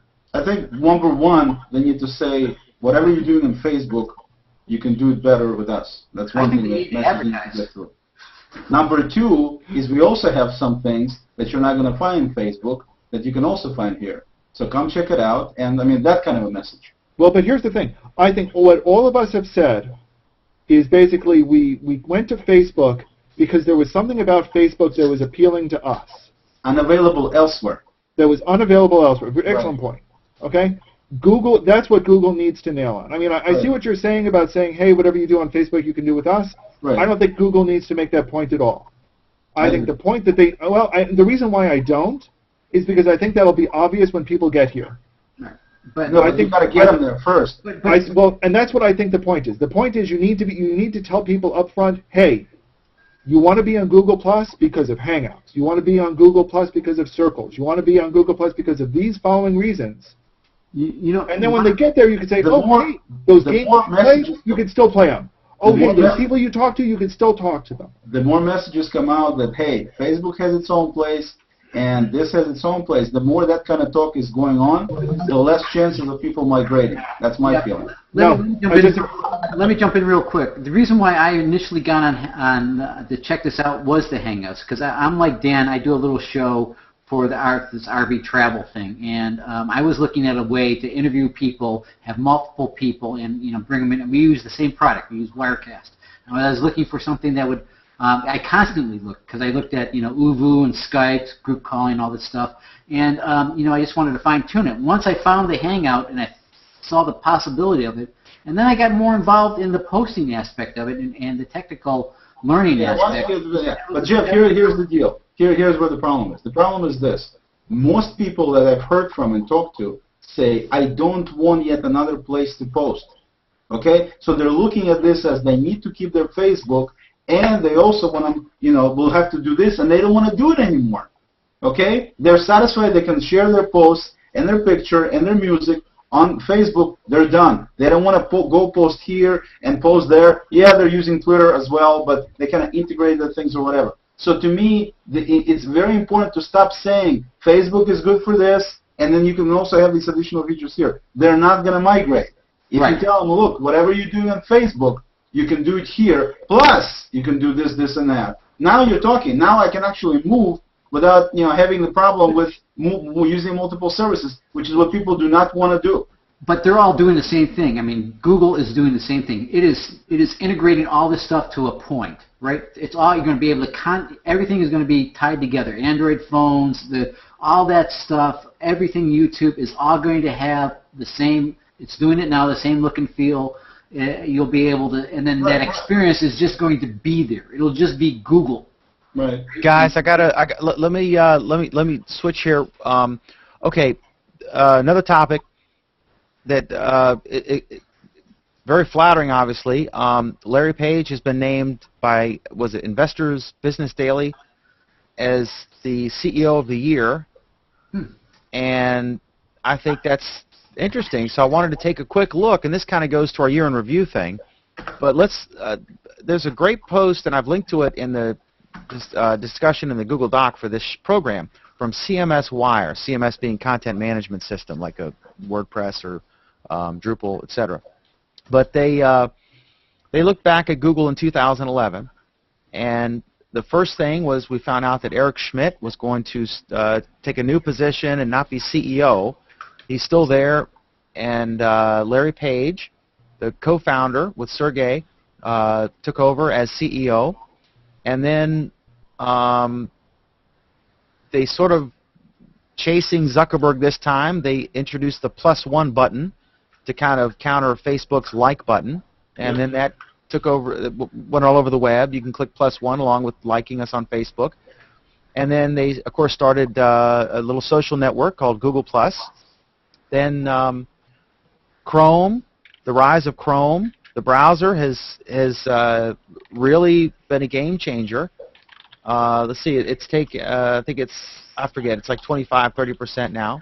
The rise of the Chromebook, and is a little inexpensive tablet that's cloud-based. Analytics, real-time, social, premium, better, faster, stronger. And someone, I can't remember, I'm embarrassed now because they might be watching, but someone made the point that Google's real strength is speed and efficiency. That's the real strength. And then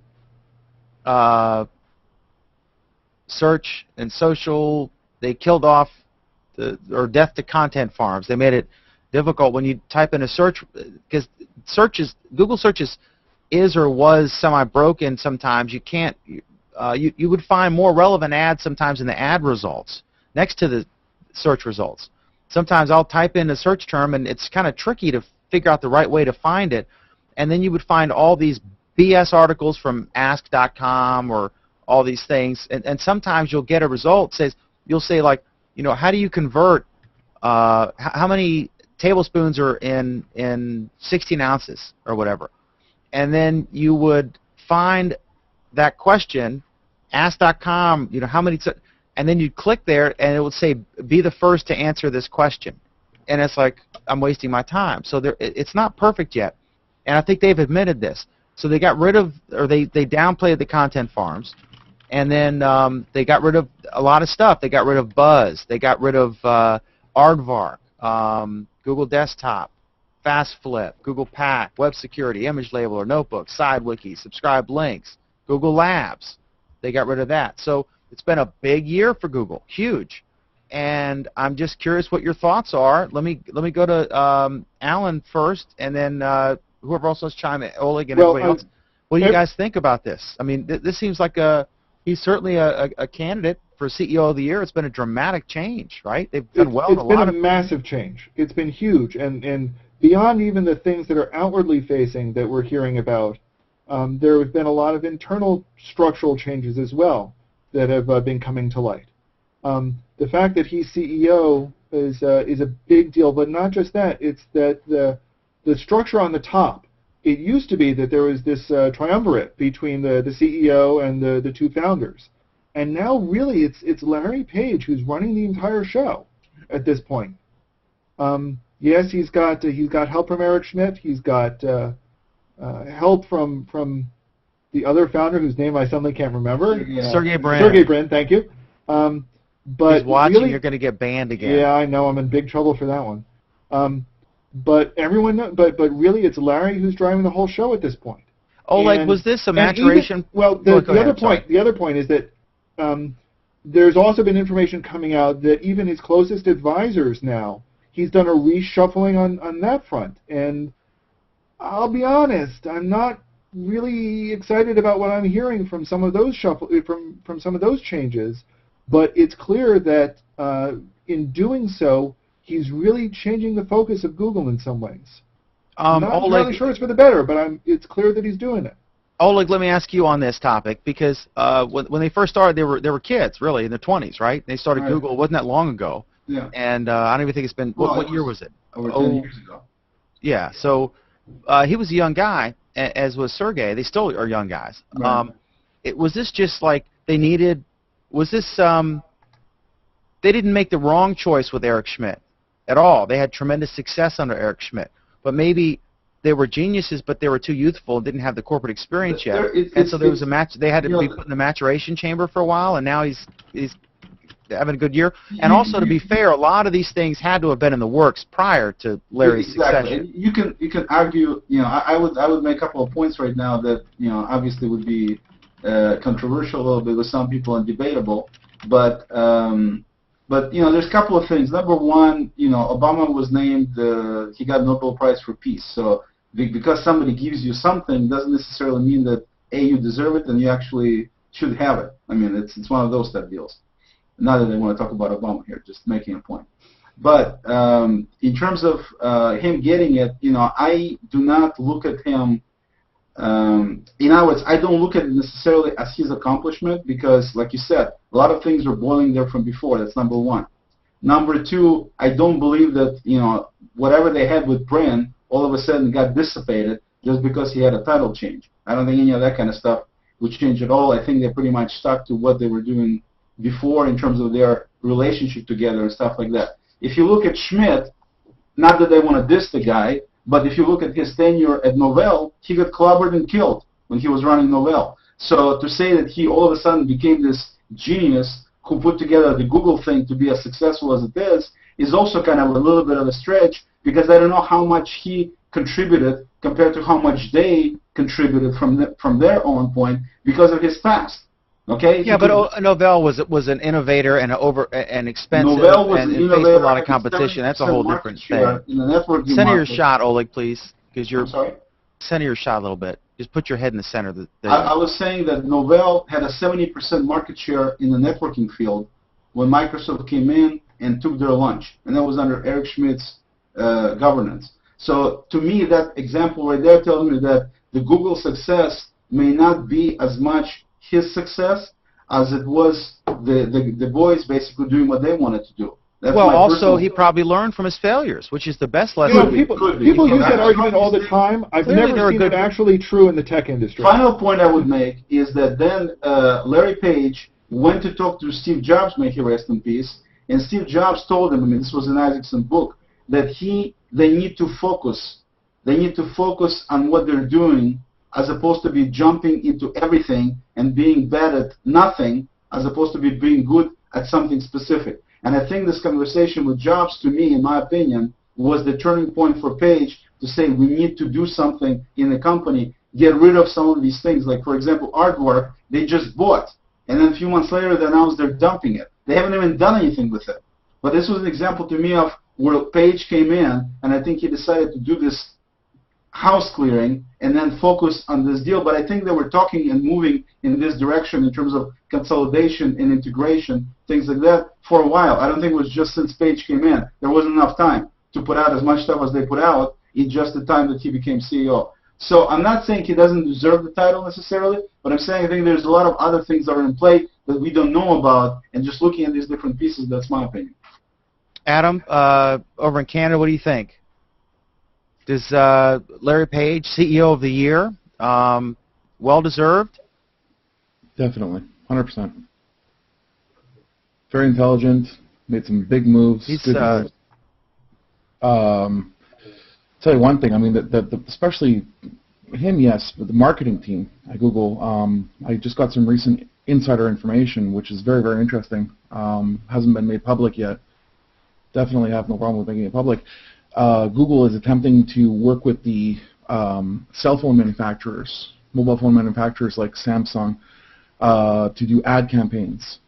Ad campaigns targeted at people using Android and using Google Plus app on the Android phones.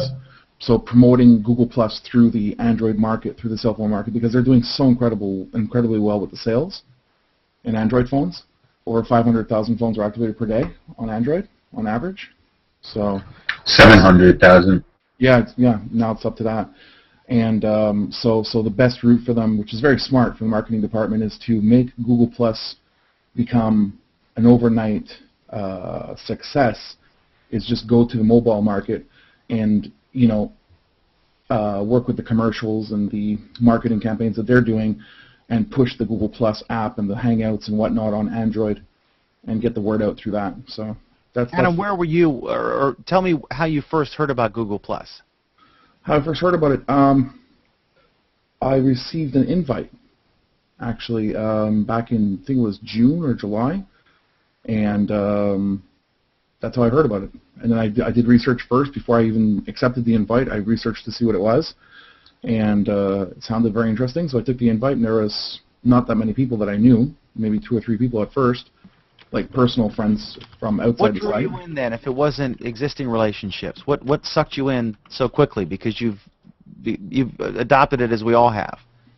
I would say I like the format. The format was very simple to use, and I like the fact that they were expanding upon it every day. Like every day there was something new happening and a new feature, and they were very busy, which is I found very interesting. That attracted me, saying, well, it's not just something that they put out there like Buzz or whatnot, where it just kind of goes downhill and nothing's really happening. This was actually something they were actively developing, and having me in, I guess, as a beta user before it became public was an adventure, really. Just being a part of that and watching the growth, and then watching all the modifications being made, and I found that interesting. That's what kept me.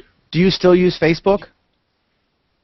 No, I'm banned from Facebook. You can. Oh my God, I'm sorry. I'm sorry. Of course, obviously, yeah. You do not use Facebook anymore. Although you were a power user. I guess so. Yeah. For anyone watching, I'm sorry. I was totally off topic. Adam is, of course, the famous guy who was banned from Facebook for life and fined $873 million for allegedly spamming Facebook users. And then I was apparently the first person ever banned by a Superior Court judge from using Facebook.com. The first person tattoo. Yeah. He's The numbers represent the total lawsuit amount. 873 million.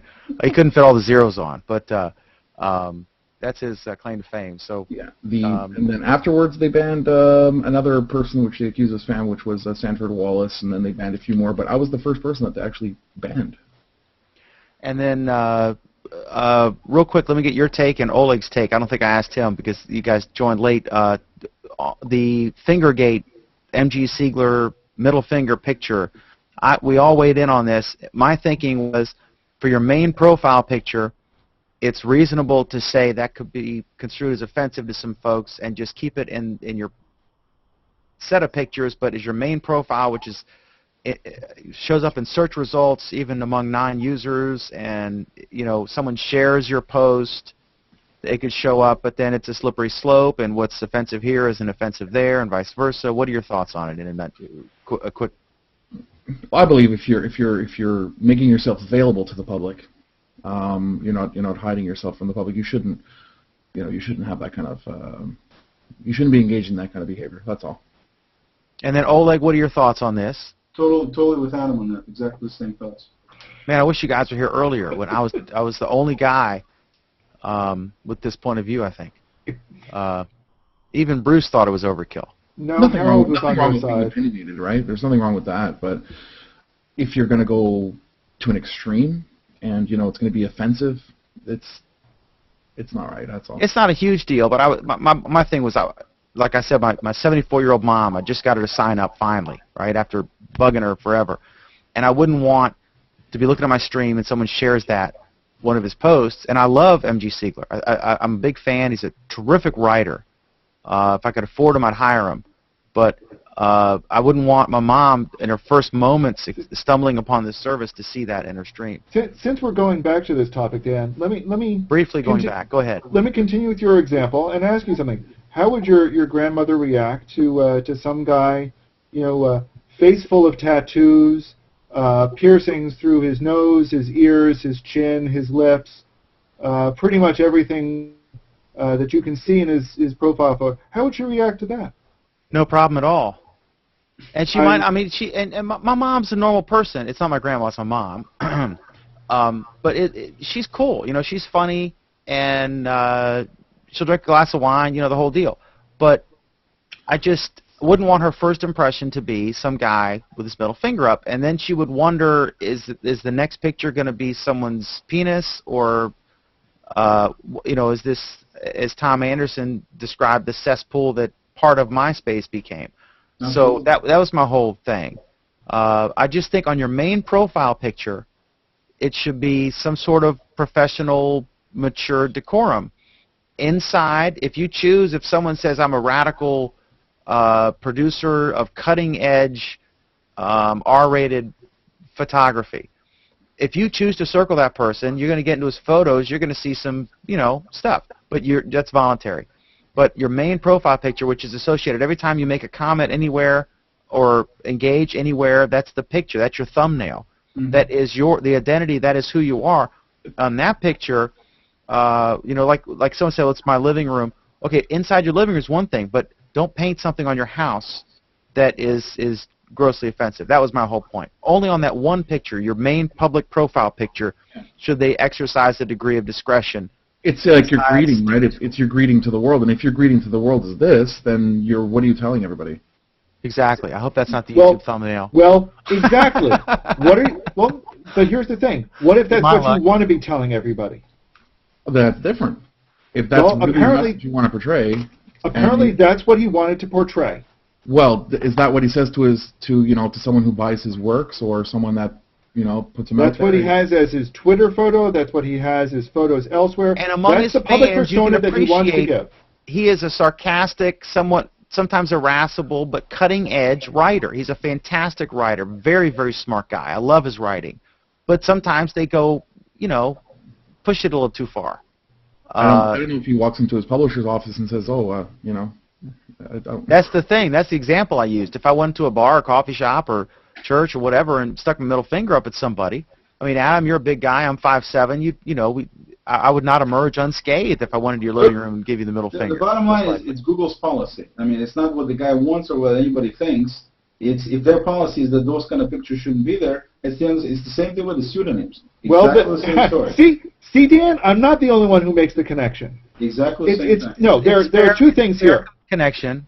There are two things here. The first is, in fact, Google's living room, and they can set the rules. It is. It's not Google's living room. It is. It's not Google's living room. It is. It might be Google's shopping mall, but it's not Google's living room. Well, all right. But there are two issues. There are two issues here. The first is, does it violate their policy? And there's some question about that. The second is the policy correct? It's up to them to decide, though, not up to this guy, whether the policy is correct or not. It is whether it violates or not is also up to them to decide, not to anybody else. It really boils down to one thing only, and it's just who's paying the bills for this to all happen. Is it Google or us? It's Google. So no, it's fundamentally us. I mean, we're there so they're not monetizing this. This is all. Just make it real simple. Monetize it down the road right now. Okay, I mean, it's a simple deal to look at. We're all playing with a loss leader still in beta, so who knows? Okay, who owns your Twitter account? There was this story. It was in the news. Yeah. Some guy, a prominent writer. He got fired, and he took a bunch of people with him. Yeah. So he had actually more. I forget. It was a mobile phone site or something. And if someone can tell me the website while I'm figuring this, while I'm doing my little monologue here, but he was a popular writer like M.G. Siegler or Michael Arrington or whomever, and he worked for this company, for this website, and he developed a big Twitter following. Well, then he separated from the company. I don't know if he quit or got fired, whatever, it doesn't matter. But when he left, the company said that he should turn over his Twitter his access password information so they could take over his Twitter account. And to me, A, no, that's stupid. B, you should have written the contract if you wanted that ahead of time. And this illustrates that whole other point, how social and technology in general, but specifically social media, is advancing much more rapidly than contract law is. and commonly written contract formats are advancing. So he left, but really the company itself, the website had its own Twitter feed, and it was like most, just an aggregation of all their posts in sequential order by date. And so whenever something would appear, it would show up there, and they had fewer followers than this guy did. But most of those followers, in my opinion, were following him personally, who happened to be working at this company. Was he doing this as part of his job? Is the question. Well, I mean, they encouraged him, and that is the central crux of this. But in the contract, it didn't say. I mean, does that mean that? Doesn't matter. If somebody's hiring me to do a programming job, and I work for a company to do it, the copyright is theirs, it's not mine. We don't have to have a contract stating so. It's automatic. I mean, that's just the way the law is. If you hire me to program for you, it's your code. You own the right. So to me, that's not the same thing as an extracurricular activity that you use to promote your job. But really, you signed up for it yourself. If Eric Schmidt left Google, would he be obligated to turn his password over and abandon his Google Plus profile and his Twitter account, his Facebook page? No, but those were his Google profiles or personal profiles. Was he doing this on the job during job hours or not? Even so, I mean, if I... That's it. What do you mean, even so? If he's working for a company, started the account for that company, and he's tweeting on their behalf during work hours, how is it his? It's theirs. But it's a personality-driven thing. Those people were following him personally. They were following his name. He happened to be working there, right? What was the account? It's their account. Anthony, what do you think? If it says his name on it, if it says, if it says his name on it, it's his. It's not the company's. It's his. That's my opinion, anyways. Well, it's much more complicated than that, though. I mean, here we are talking to Dan McDermott. Is this his? Is this his newspapers? Yeah, this is his show. I mean, I don't know what your question is, I guess. That's a different analogy. Well, it's not entirely a different. I mean, the question is, just because you're talking to me, are you talking to me as a representative of of some company, or are you talking to me personally? Right. Am I talking to you as a representative of that company, or am I talking to you as an individual person? The impression I get is that although they had a separate Twitter account, that even the name that was on this Twitter account indicated his affiliation. The information that was in the profile indicated his affiliation. Because I mean, everybody puts where they work. I mean, if I say host of Google Plus Week or newspaper guy, whatever, Anthony Wegmans and the $873 million man or whatever we're doing, and that's interesting. Mike Elgin, we were chatting earlier on his site. He has Elgin Media, right? He writes columns for a magazine and a website, but he has Elgin Media there. I wonder. That's interesting. I'd like to ask him that question. If the reason he says that description is to clearly differentiate that his social media presence is his own property. I mean, like if maybe this is going to become a new thing. Now you're going to have to stipulate that. Listen, my Twitter followers are mine. Period. If that's the case, if the case is that they could take that away, then every single musical artist, such as Britney Spears and all these other ones, when their contract with the record label is over, that means the record label could just take their Twitter account and take their Google Plus and Facebook account. Yeah, but it's a little different, Adam. I think it's different when somebody hires you and you're sitting at work and you're doing, writing, blogging, whatever on their behalf about their content. Right. Then to me it's different than Britney Spears, who just basically has the agreement with the music company to do whatever she does. She's promoting her album and her songs, which are property of the record label, not her. She doesn't own any of that. She probably doesn't own herself in a lot of cases. Right, with her in that probably didn't quite come out right.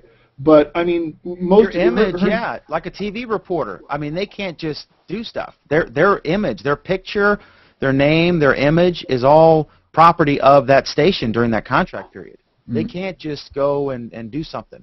They can't do a charity benefit or something without the station's permission. They couldn't be on my show. I've had that problem a lot. I have a lot of friends. I have friends on different TV stations in D.C. I have friends at Fox News Channel, and I've asked to interview them, and I can't. We correspond all the time. I have a good friend. I taught one guy who's a a senior producer at Fox. He's a big guy. I taught at one of his classes, or I mean, I gave a lecture, a Q&A with his college students, and I asked him to come on my show once, and he said, I can't. PR people won't let us. It's in our contract. Well, if you got some people there, why don't we do them with Dermot Factor and see if Bill can come over? Yeah, Bill's hiding under his desk. No, I'm just kidding. No, I'd be so intimidated going on that show. Are you kidding me? He scares me. He's a smart cookie. I'd love to talk to the guy. All right, so we don't agree on this. I think it's interesting. I think clearly you could write a contract. This is just a lesson. You'll get it in writing. Make it clear that but you never know if a star is going to erupt.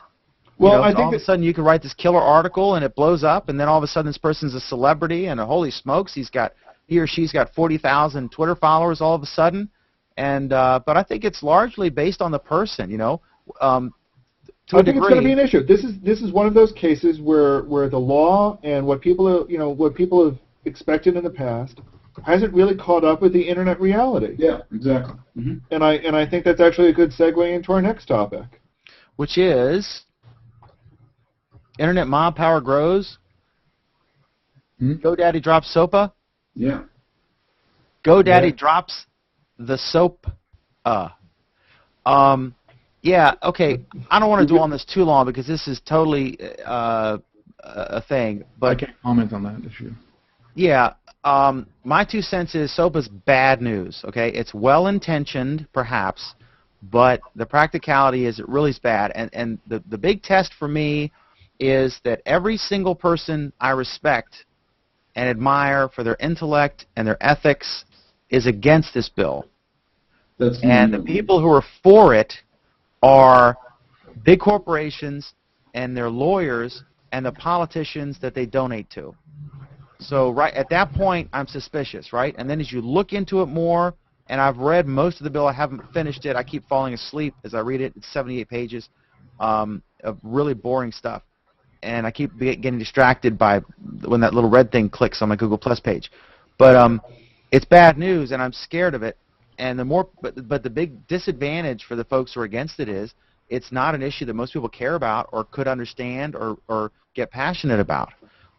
So my thinking is, yeah, GoDaddy screwed up, and I don't know what the hell they were thinking when they initially supported it. But my thinking is that it's a waste of time to spend your time switching your domains and spending money rebuying them somewhere else when you're not going to get a refund from GoDaddy. What we need is a good website, advertising campaign, some kind of lobby to form that will, in layman's terms, explain why this bill's bad in a catchy way, like with a Will.i.am TV commercial or something like that. And instead of spending money switching your domains, which will have no effect, because GoDaddy gets more new domains every day than people who are switching.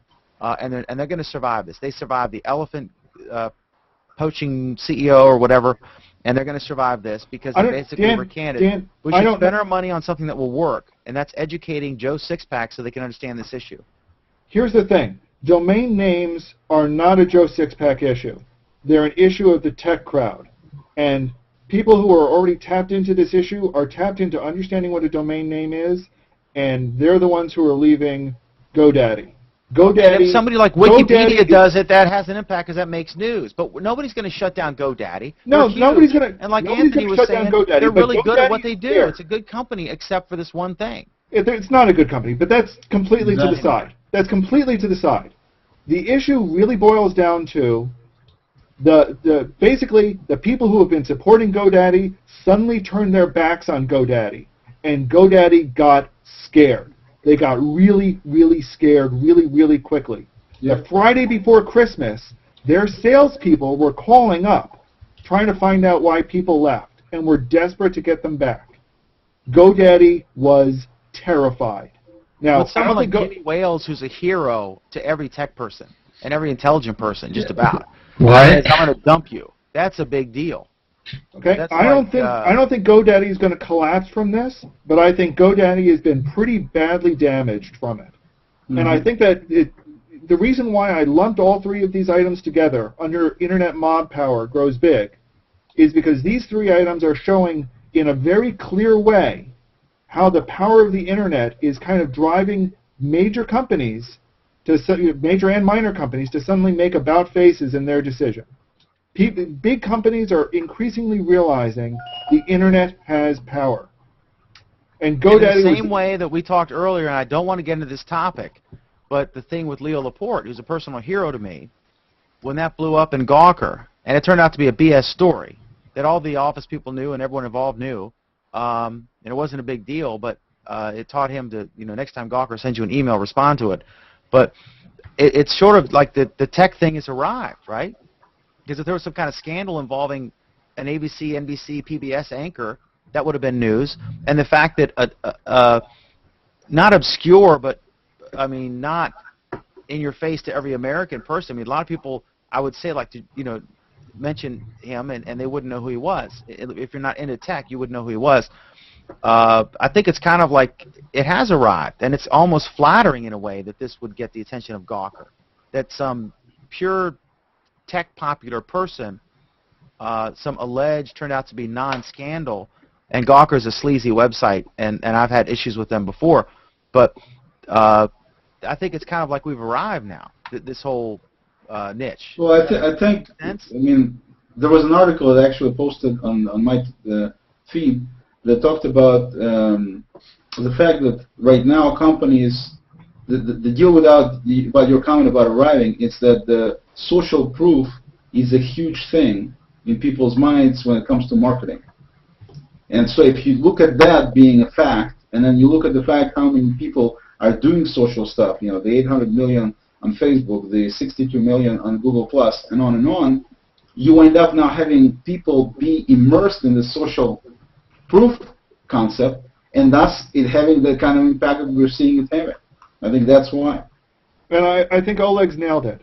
We talk about it in terms of technology, but really what it is there are social forces that are rallying around online, that are rallying around these very popular social sites, and in doing that, they're able to wield a huge amount of power.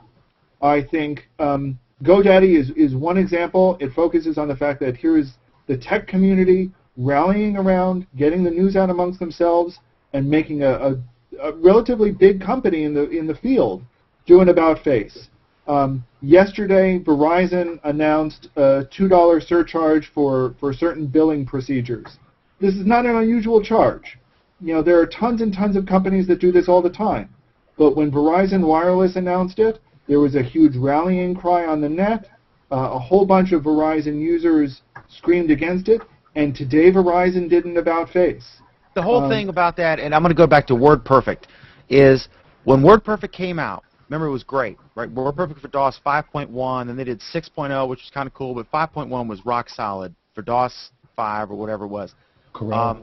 And it was, they had 800 number text support. It was free. They didn't ask you for your name or anything. You could call an 800 number for the software program for unlimited tech support, and they didn't even ask you for a registration number. It was amazing tech support. Then it all gets down to, just like with the computer boxes that you buy, the laptops and stuff, it's all about the price point. Someone else, this person's $19.99, and this one's $17.99, and now we're at, $300. It's all about that price point. And so because it's so incredibly competitive, especially with online competing with brick and mortar stores, it's all about the price point. So now what they're doing is they're artificially lowering the price point and then charging you, like, oh, if you'd like keys with your car, then it's an extra fee, or if you'd like, a gas tank. And so that's what they're doing. And this fits into that whole scam to try to fool people. And Verizon's, it's more expensive anyway. I don't know if it's more expensive than AT&T. Sprint's the best option, even though their customer service is absolutely horrific, terrible. And I've gone through the ringer with them. But it's a terrible company. But they're not as bad as Verizon. And and Verizon's probably not as bad as AT&T, but arguably either way. But this all gets down to, be honest. Tell me how much it's going to cost, and don't nickel and dime me with all these stupid fees that don't make any sense and you can't explain. Isn't that what this is about? I mean, no. I mean, well, yes, it's about that, and yes, it's about bad PR. And my last point, the last one I had there about Ocean Marketing was an example of bad PR as well. But really, what it boils down to in all three of these cases isn't just that they messed up their PR, isn't just that they were doing something stupid. isn't just that they were nickel and diming or they were hurting their own customers or pissing off their own customers. What it fundamentally boiled down to is the power of the internet, the power of a couple of people to rally a whole bunch of people against the big company. It's no different than the whole thing with Egypt. I mean, it's exactly the same concept. It's exactly the same concept how it's working. Verizon is exactly like Hosni Mubarak, correct? No. I'm just saying. I'll make that analogy, sure. You know what I mean? Adam, are you for or against the $2 Verizon fee? You want to weigh in on this controversy? This isn't about for or against the $2 Verizon fee. I know. The fees that he stuck with are far worse than anything we get down here. Trust me. Okay. My phone bill is $209 a month for some data card I'm getting ready to dump because now I don't want to explain what method I'm using to connect my laptop to the internet. Dan, this isn't about a fee. The $2 is diddly compared to what most people are paying on their already overpriced phone plans. That's not the issue.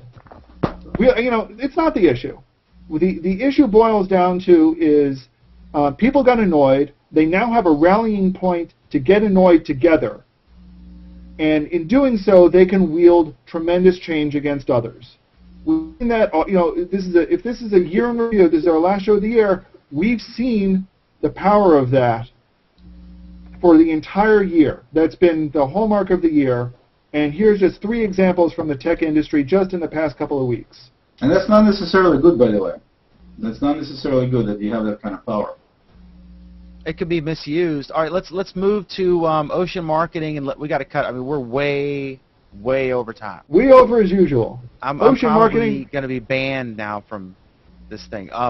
Ocean Marketing, Alan, this is an awesome, great story that just, it's awesome. I mean, go ahead, Alan. This is hysterical. This basically is, Ocean Marketing was a company that was doing some sales and marketing for a kind of specialty game controller for Xbox, and I believe their primary market was Xbox. And in doing, basically they were, building up excitement about it. They've got this release coming out. It was going to be out in time for December. And one of the people, after he had placed his pre-order, had emailed Ocean Marketing and was saying, hey, what's the status of my order? And he got back a kind of flippant response of December 17th.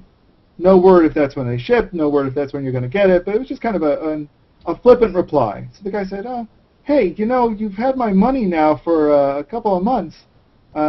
Is that going to be when they ship? Is that when I'm going to get it? Basically, boil it down for me. Am I going to get it in time for Christmas? And he got back a pretty rude response. A little more back and forth, and he finally took it to the next level.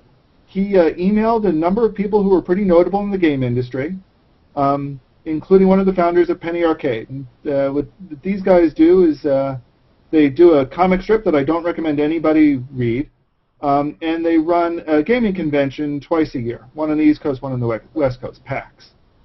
So he included them and IGN, who's a popular gamer newsletter, and a couple of other big names in the gaming industry, included them in the email reply. And Ocean Marketing basically wrote back saying, I don't care about those guys. I know them all. They're all in my pocket. If I want to go to PAX, I'm going to pay the money and I'll go to PAX, and they'll let me in because they want my money. And this is when a bunch of these guys, a bunch of the guys stepped in and said, hey, wait a minute.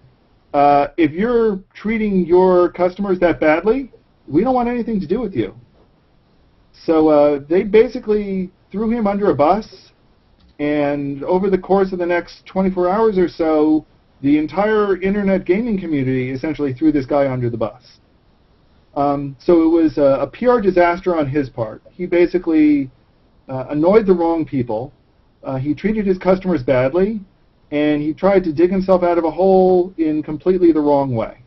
It was a classic fail. It was utter fail. Ocean Media was basically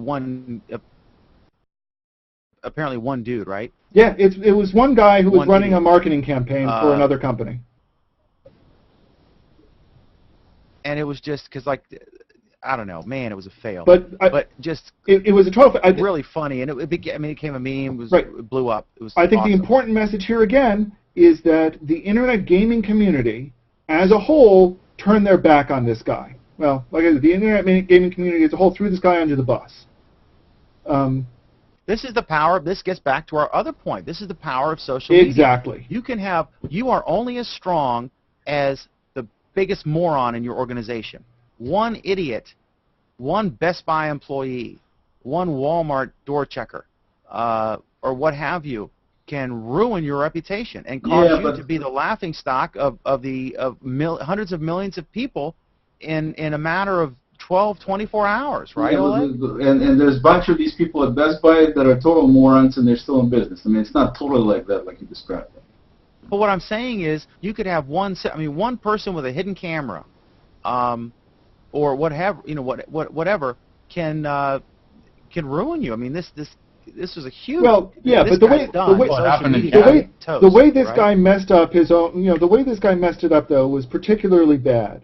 He was using an old, once upon a time you used to be able to say, hey, I know the mayor of Boston, and you couldn't go and check and see if you actually knew the mayor of Boston, so you believed him. This guy was acting like a bully. He was throwing names around. He was writing checks that he just couldn't cash, and the guy who he was trying to bully around called him on it, and he called in the names who he was tossing around, because you can do that on the internet now. Mm-hmm. And these other names said, I have no idea who this guy is, or yeah, I talked to him once, and I don't really care who he is. So you can't just fake your way through things anymore. It's really kind of the democratization of commerce, I guess, in a way. The people know you can't sweep stuff under the rug. Anybody can have a camera now. You can buy. I mean, Adam addressed this. You're kind of in this business, right? Yep. You can. I mean, how much would it cost me to get like 10, 15, 20 bucks to get an HD camera built into a pen in my pocket? Yeah, roughly for $40 you got a 1080p camera in your pocket. Nobody could see it, and it records audio and video. I mean, you're always on guard now. I don't know what that says about society, but now you've always got to be on guard. You never know. Like I know. I mean, because of what I do. I assume everything I do is public, right? But I've always I'm always on guard to a degree. Same Before here. I let someone take my picture, if I was holding a beer or something, I would, let me put this here before you take that picture, because you never know. Mm-hmm. You never know what's going to happen, right? This, in some ways, goes back to Google+. And with Facebook, it's common knowledge that everything is public.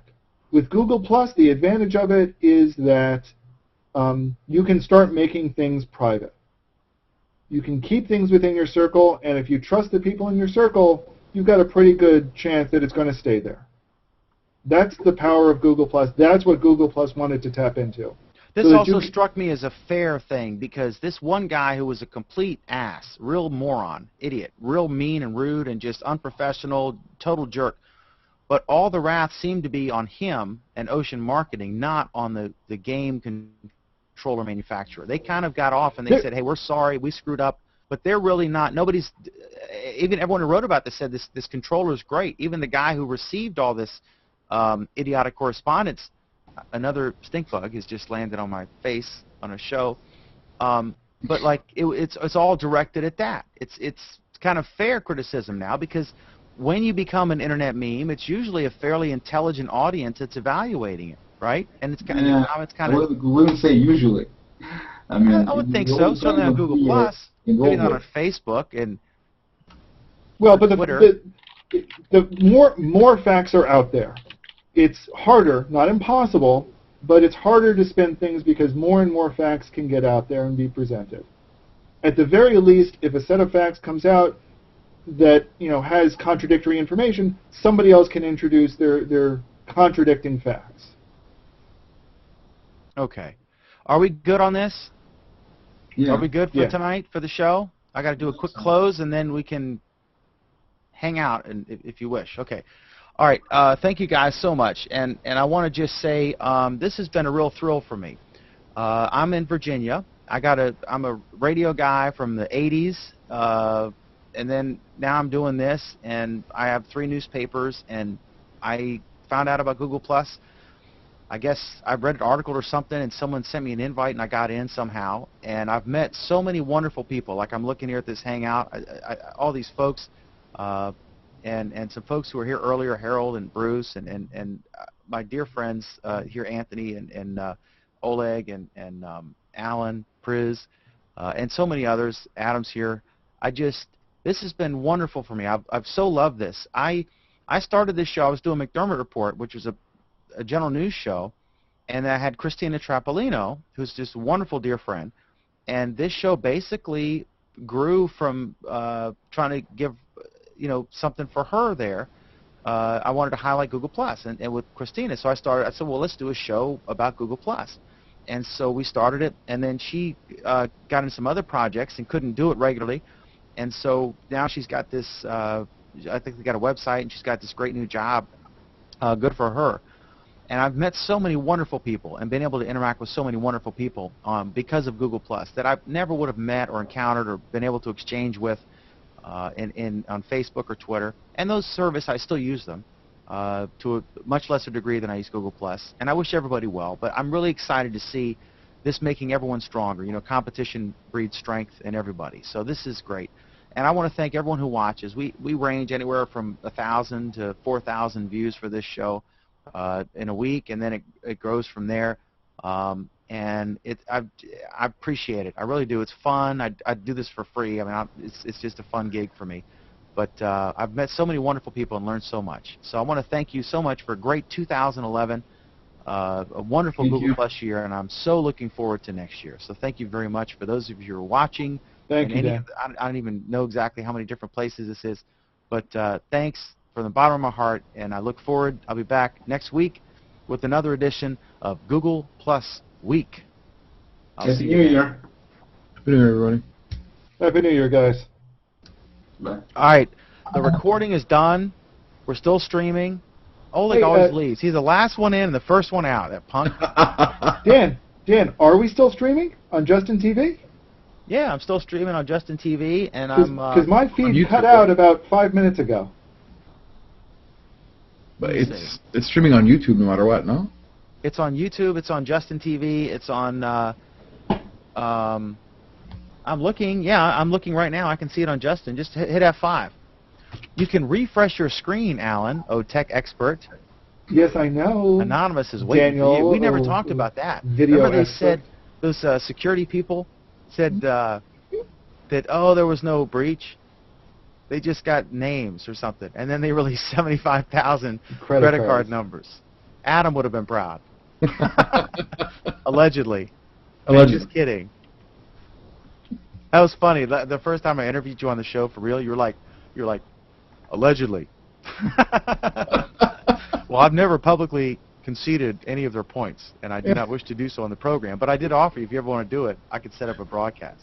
Oh, that'd be huge. You'd probably charge me a fortune to get the... Once I'm in, like, let's say, San Salvador, whatnot, like, no extradition country, we could do that kind of radio show. Or that new island that just formed, right? Didn't a new island form? You probably already got people there. Yeah, there's... you probably already setting up email servers to send them emails. Been working very hard in places like Vanuatu and some other little privately owned countries. That is shocking. I got to tell you, it is shocking to me that you, given the allegations brought against you, right? Mm-hmm. Unproven, unconceded, blah, blah, blah.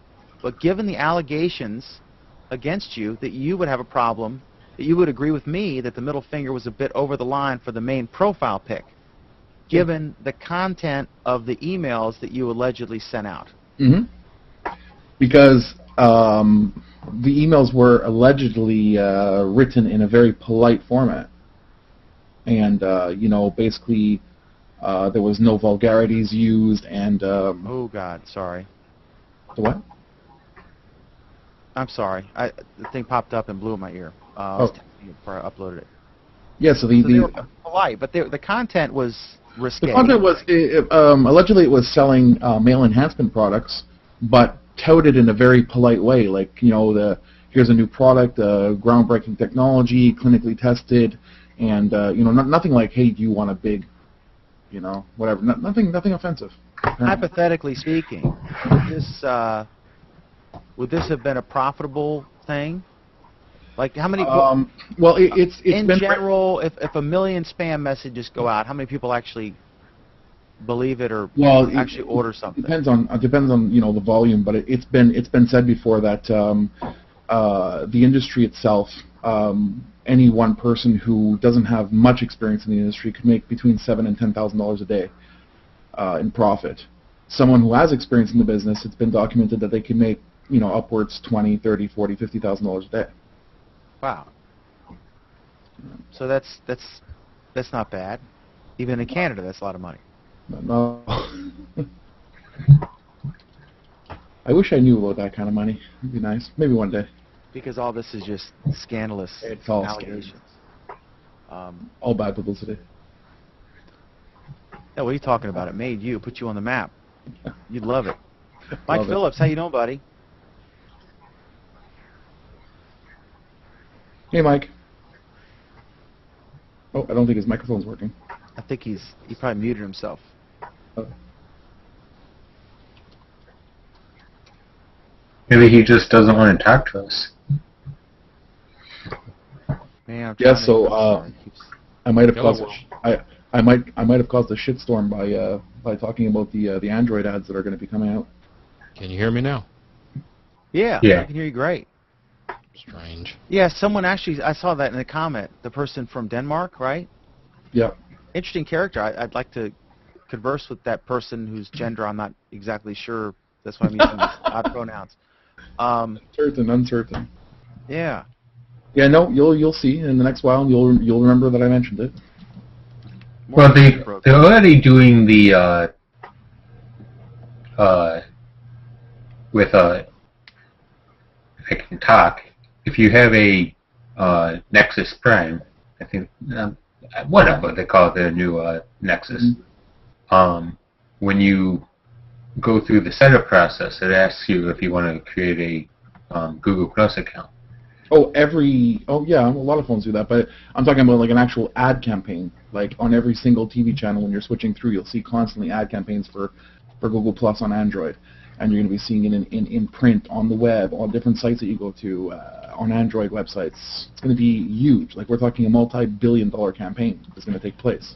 I can see it. I mean, Microsoft is beginning to push it with Windows 8 Mobile. They're saying the same sorts of things. So you're going to see that as well. But doing it as part of an advertising campaign is going to be interesting. Yeah. I believe it. It's in the works right now. They don't want to make it public for some reason, but I thought I'd just stir the pot by doing it. Well, I don't think anyone really wants to leak advertising campaigns before they happen, Yeah. because that gives your competition a little more lead time on doing it. True. Oh man, this just came out. Google Plus comments on your static HTML blog. Oh my God, are you serious? Like Facebook Yeah. comments we were talking about tonight. Yes, I know. Oh, that totally kicks ass. Oh my God, I'm totally doing that. What do you mean? Like, That will Like destroy. a Facebook comment system. That will destroy WordPress.com if they do that. That will put a big dent in them because they're Explain so. that feature again? You ever go to TechCrunch, Mike? No. Go to TechCrunch.com and look at under any article. You'll see that if you use Facebook, you're automatically logged in when you go to TechCrunch to their comments, and the comments are actually, it's an app for WordPress that they use. They use WordPress.com. In other words, it's hosted at WordPress. It's not a standalone install they made. But underneath every article, you'll see that in order to comment on the article, instead of the regular WordPress comment app, it is in fact the WordPress or the Facebook comment plugin. So if you comment on there, you're already you don't have to log in at TechCrunch. You're automatically logged in via Facebook, and when you type in there, it shows your picture from Facebook. And what's good is it draws traffic to you because if someone likes your comment, they can click on your picture and go to your Facebook profile and subscribe, so you benefit. It's not like a waste of time. No, this for is you. bogus. Okay, now wait a second though. I've been doing this for months. That's very similar to exactly what you just said. If you go look at my blog, it's a WordPress blog, okay? AdamGerbez.com. Spelling, please. You need to get it like Sorry, Adam G. Hold on. or something to tell people. Take a look. I mean, that's just way too much to type. I'm doing it right now. Well, for folks, there are folks watching. That's why I'm asking you verbally. Yeah. Know your last name. There's a shortener link that goes there. If people are watching, they could go to www.spam.cm. Spam.cm? Yeah, that'll go right to my site. It should be alleged spam. Alleged spam.cm. But now look, when you go there, right, take a look at how I set it up, where everything I do on Google Plus ports over there, okay, immediately as I do it. And click on one of the articles that has a lot of comments. Let's say just go down the page until you get to... This is an aggregate of your Google Plus page, correct? Yes. It's Now, it's automatic. It's not something you're doing. No, it's automatic. Now, if you check, like you said, if you check on the comments people are making on my blog, they come from Google Plus or people on my blog. But if you click the people's name in the comments, whoever made the comments, it'll bring them right to that Google page of their profile. What kind of traffic does this page get versus your Google Plus profile? 1%? I'd say it's a small percentage, yeah. Yeah. But I'm just saying that I'm aggregating all that content automatically, and it's the same feature where if you see somebody commenting on one of my posts, you click on the commenter name, and it brings you right to their Google Plus profile from my blog. See, the reason, like on what I do, I use this on 2 of my paper sites. The other one is a WordPress.com hosted site, so I can't use it there because it doesn't work because they're so restrictive. Okay. But it's free, and if you don't like it, you can always do it yourself. But the advantage for the publisher is if someone posts a comment, by default they can opt out, but by default it will post that same comment on their wall. It'll say, Mike Phillips posted a comment on TechCrunch.com, and it shows a link and stuff. So the TechCrunch benefits because you're getting publicity on Mike Phillips' Facebook wall, right? Sure. And then Mike Phillips benefits because when he posts that comment on TechCrunch, if someone likes that comment and is interested, like, oh, this Phillips guy, what's the deal there? They can click on his picture and go to his Facebook page. A lot of sites, when you comment, there's no way for you to have any real profile that links to your personal profile, so you can't find them outside of that. So it's like you're wasting time. But I'm not gonna spend my time and my brain power coming up with a thoughtful comment, a meaningful comment on somebody's site if I can't interact with people who like that and want to interact with me. You know what I mean? So by using the Facebook comment feature, everyone benefits. It's easy. It keeps out the trolls to a certain degree, more so than just having open comments. Keeps out the spammers, because Facebook's good at spam control now. But it just it's a win-win. It's genius, and I'd love to see Google Plus do that. Although the way they're structured, I'm not sure that it's feasible. They didn't in this case. I mean, I'm looking closer at it, and it's not what it's not what it first sounded like. Basically, the person who posted this is Jenny Murphy. She's one of the developer support people at Google.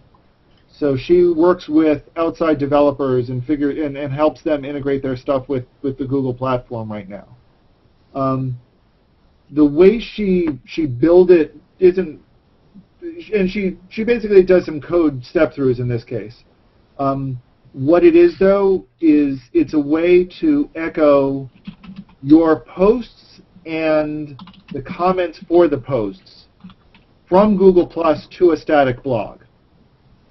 So, and the way I first read it is, it does comments through Google Plus. Well, yeah, it does do comments through Google Plus for your blog, but what that means is you need to be logged in and on Google Plus and comment on it in Google Plus, and then it'll all get echoed to your blog, which isn't what it sounded like at first.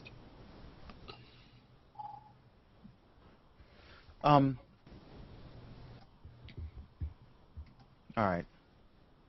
Mike, how you doing? You all I'm set? doing all right. You gonna raise all kinds of hell tomorrow night? Who, me? Yeah. I told my wife a while ago, don't wait for me till midnight. Jeff Jarvis had a humorous post, which I can't repeat on our family-friendly program, but he tweeted, spoiler, the effing ball drops, or something. He's funny. Oh, no, now see, you've spoiled it. I ruined it for everyone. What they say in 2013, it will no longer be the Dick Clark New Year's Eve party. It will be the Ryan Seacrest party. Dick Clark aged gracefully for decades. He really did. Yeah, until he had a stroke. Yep. I met Dick Clark, 1981. How was he? Glad hander. Gee, Mike, it's so great to see you. Wow, you're looking good there. Hey, way to go, guy. Yeah, Dick, good to see you too after all these years. Yeah, that's his job. He's an entertainer. Oh, absolutely. He's got to put on the act. I mean, what if he came in and said, "Well, what do you want?" And there are guys who will. Yeah. M.G. Siegler's probably not a glad hander. I'd love to meet him though. He's such a great writer. Man. I bet you that M.G. Siegler is a lot more personable than you might. I mean, I'm not a fan of M.G. Siegler, but I bet you he's a lot more personable than you would. I've seen him on think from Leo's his show, posts. and he's really interesting. I have writers like Roger Bianchini. He's my main political writer, Warren County Report, and he's Pulitzer Prize winning quality writer. Real high maintenance though, and I mean he's hung the phone up on me, cussed me out, but he just puts out this incredible product. Unbelievable. Good writers are high maintenance. Mediocre writers. A lot of very talented people are high maintenance. That goes with entertainment or anything. They get this God complex. You know that, Mike. The most talented people you have are the biggest pains in the ass. Oh, for the most part. But then when you hit true stardom and true greatness, they go back to normal. It's just a real creative, productive person. They're just high maintenance. For example, in any field, sales, writing, whatever. For example, some friends of my wife were traveling in Spain back in the late 70s. They were traveling by train across the country, like a day trip, so they were an overnight trip. They heard that Paul McCartney actually had the next car. They contemplated it for a couple of hours, and they said, we've got to go try it. So they said they went and knocked on the door to see if they could get in to meet him. He came to the door, and they asked him, they said, we just wanted to meet you and say hello. He's, come on in. So they spent 2 hours in his private railroad car. Wow. They caught him at the right time. Yeah. Yeah, I mean, he has his days, and I can understand it. I imagine he's not in a real good mood after he loses another wife. Well, it's like any time. I mean, there are times when you're vegging, like right now, we're hanging out or whatever. There are times when you're busy, sometimes you're not. And there are times when you can just sit there and shoot the bull, and sometimes when you're so busy you can't even acknowledge an email or something. Yep. I guess he didn't have a whole lot to do. See, that was before the cell phone days, probably. Yeah. He probably couldn't get in his real car. Well, I don't think he likes to fly, actually. I think he would prefer to travel by train and car. He has to. And when he was doing tours in the U.S., he was actually living with a guy, I forget who it was, down in New Orleans. So after every concert, he'd fly by private jet back to New Orleans. He would hang out there till the next concert, and then would fly to the next concert, wherever it was in the U.S. Yeah. I'm going to invite all my circles. See if anyone wants to come in here real quick. Invite. Add circles. Your circles. Extended circles. Can't invite the public, though.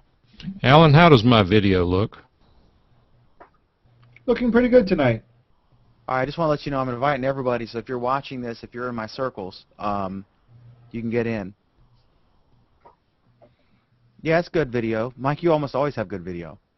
Well, it's so hard to tell by looking at the monitor here with Google Plus. I don't think the feedback is nearly the resolution that the feed to the stream is. Really? I think the feedback is usually better. That's what you would think, but some of the times when I look at my picture, it's grainy as it can be. That's weird. Harold was bad video, and that never happens. He's always pretty good. Yeah, and Harold said that it looked fine to him, but it was looking terrible he's to not us. transmitting, you know? Well, that's what I just said. No, tonight you're looking pretty good. Your lighting, you've got enough light on your face. I think last week it was, your face was pretty poorly lit. Well, I'll tell you what a friend told me today. He said that this black backdrop is actually screwing up the camera. I can believe that, because it's trying to do a lighting balance, and it's probably you should using be the able whole to look up a manual white balance, Mike. If I can adjust it, but these webcams only have so much adjustment capability anyway. And I know that it's a long story, a theory I espoused to someone about signal to noise versus video versus audio, and he said that my analysis was correct, and that is that the short story is the more light you have, the worse it is for the webcam in its natural state, because these webcams are optimized for standard room light for people who don't want to have to get into studio lighting environments. What happens when you start putting correct lighting in there to allow the webcam not to work as hard and to provide as much light or exposure or gain as it has to under low light conditions, and it starts washing out, in which case you have to reduce the exposure. But once you get the lighting right without all the shininess on your forehead and all that garbage, and adjust the exposure, that you actually get a pretty darn good picture out of these little suckers.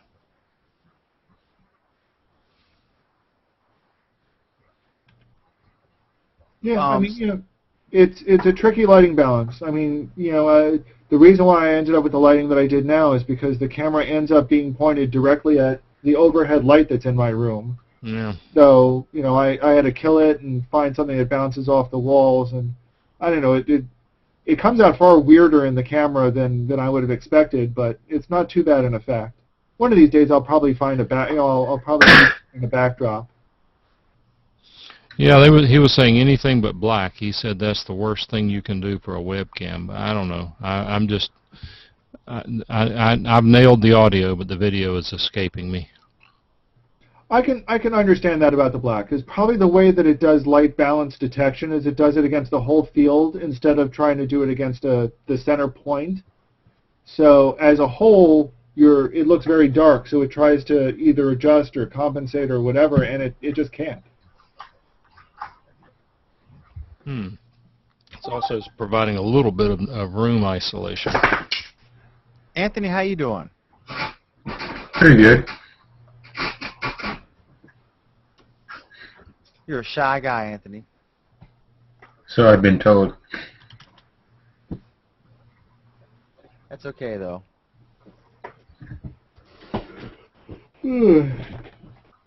Oh, yeah. Your lighting was okay last time, Anthony. What happened? You switched something. Not only are you dark, You think have it's changed? Bright. Yeah. We can barely see you. That's definitely. That's the. If I can. Not only is it dark, but there's a bright backlight behind you. Yeah, that's the. Which makes it even worse. Overhead. You're a trip. Yeah, maybe one of these days I'll buy one of those. Like those lamps that you bought with the 3 heads on them. Yeah. Let's see. All right, Fingergate. I'm doing the description for YouTube here. Paul Allen says blah blah blah. Pick on the PC Magazine Muppets guy.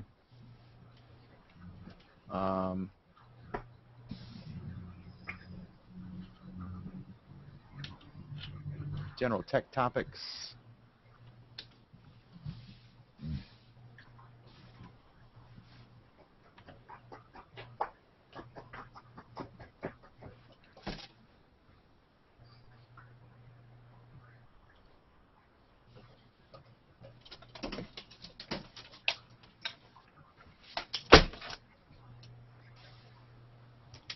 GoDaddy drops the SOPA.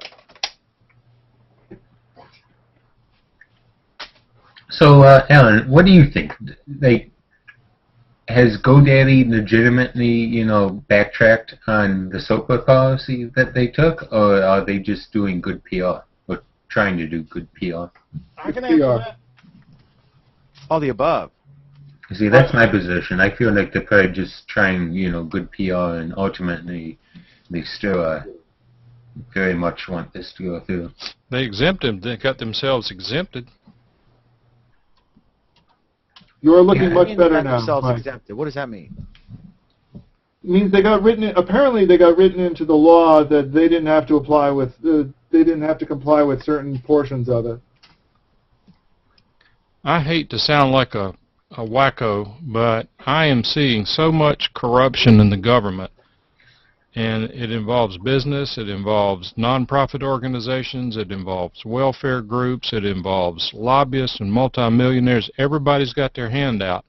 I am becoming very cynical about the whole thing, and all I can tell you is that when you see a company like GoDaddy, in my opinion, supporting legislation is for one reason only. They're going to benefit from it. And if GoDaddy's going to benefit, it's going to be at our detriment. Now, do you think that, all these, let's just call it corruption, you think it's a new thing, or do you think it's something that we've been dealing with for, like, the last, however, like, 20, No, there's nothing new about it. It's just becoming more blatant. Right. See, that's my point. More blatant, and and I think for a long time there weren't really the incentives for politicians to go along with it, and more those incentives have been there. I think it's been growing. It's not like it's anything new, but I think it's kind of hit a tipping point. And the tipping point is presumably the internet. Well, no. I think it. We saw significant, components of this during the previous administration. And the one before that, and the one before that. But I think the tipping point has gone. It's gotten to the point of it's hard to imagine them doing anything that isn't in some way directly tied to a business, to a business or a lobbyist or somebody pulling the strings on it. And it's gotten so blatant that they're doing so. I just think they're not worried about getting caught. And part of it has to do with the opulence that Congress has voted themselves into. When Tony Weiner thinks that he can get away with his nonsense, when Corzine thinks he can get away with what he's getting away with, and they just think they're immune to scrutiny. And to some extent they are. You take Senator Kay Hagan. When she went into this is according to Triangle Business Journal, she went into the Senate 2 years ago. She and her lawyer husband were worth $3 million. At last count, thanks to very legal insider trading, that is, Congress is exempted, it's now $34 million. Yeah, I think there's... I was going to say something. I've already forgotten what. I mean, that's criminal. You know what? I think more to the point, and now I remember where I was going with this. I'm not even so convinced that it's the Congress people themselves, although they benefit from it. In talking to more and more people who are getting into politics on a national level, it's clear that they're just a figurehead, a necessary figurehead because that's required, and it's their staff who are really, doing a lot of the work, because their staff are equally exempted from all of this. I asked a very politically active multimillionaire friend of mine about, it was in the 80s, I asked him why anyone would want to run for Congress, considering at that time they were making, what, $125,000 a year? And he looked at me like I was crazy. He said, the money. And I said, $125,000? He looked at me and he said, you really don't understand, do you? I said, no. He said, you will. And he wouldn't, that's all he would say. And all it is what he was forewarning me about has come. I've understood it now. It's just that these connections and this royalty that they enjoy is just totally bizarre.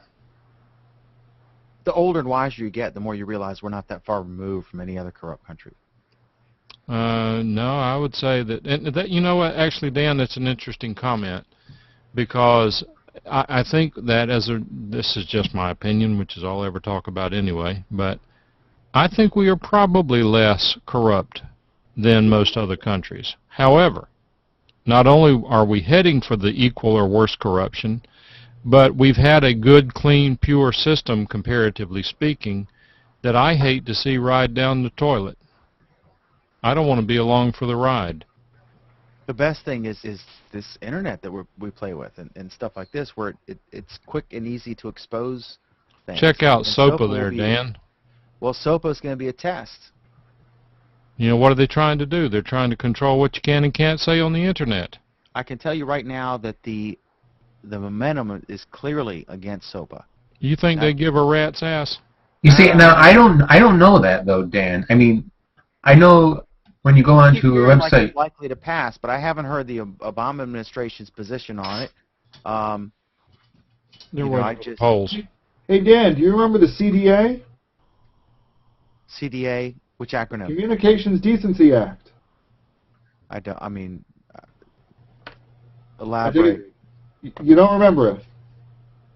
The momentum was. I don't remember it right now. I mean, I've heard. I don't remember it. Context to it. Communications Decency Act of I want to say it was '94. Oh, that's why I don't remember it. That's one that was trying to shut up Limbaugh? Nope. Nope, that was the one that was trying to shut down pornographic websites. Supposedly.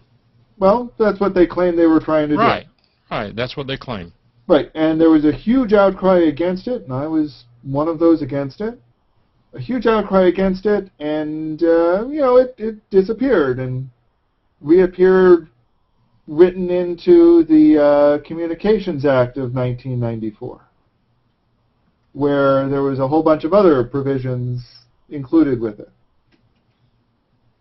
Well, that's just, that's typical, unfortunately. You can't get it to pass by itself, so you throw it into something that has to pass, or, quote, unquote, has to pass. It didn't have to pass. Well, I mean, I understand that, but I mean...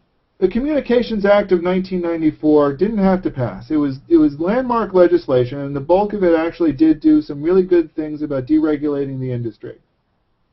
But in the process, it started us down this path of internet censorship. And we saw it later with COPA. We saw it online later with the DCMA. See, I would say things built, coming along, and at some level they're reasonable, and at other levels they're not. I would actually make an argument that generally speaking, and obviously there's exceptions, but I would make an argument that DMCA is actually works most of the time the way that it's supposed to, and I mean sometimes it's protecting people with the fair use clauses that are in the DMCA. It saved YouTube from that $1 billion lawsuit. Yeah. Because they were acting on complaint. You cannot give a service away free. YouTube, Twitter, Facebook, if they had to preview all content before posting it, they absolutely could not give it away for free. It would destroy the internet. But here's the thing.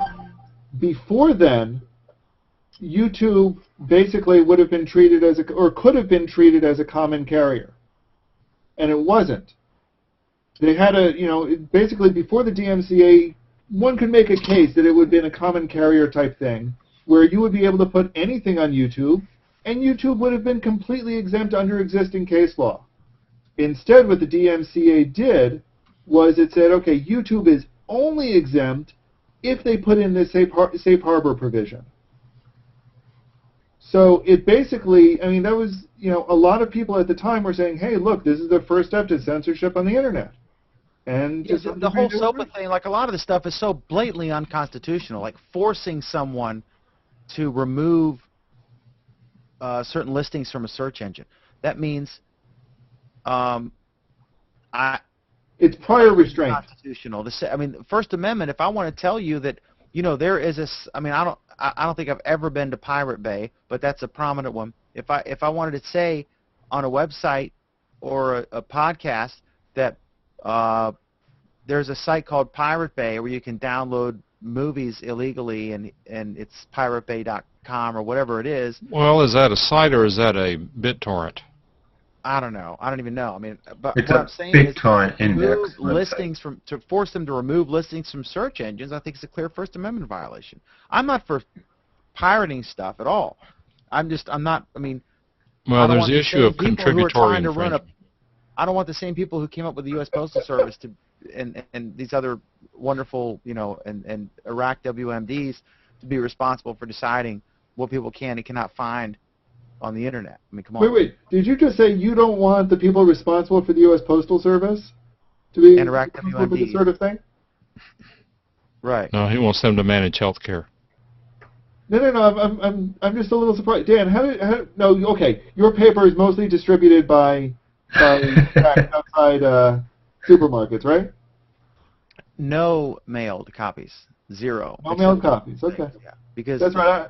I forgot what your beef was at the USPS before, but now I remember. Yeah. Now I remember. And it suddenly realized we're discussing copyright law in front of an IP lawyer. That was just another big mistake. I really should stop doing that. I'm not a very good one.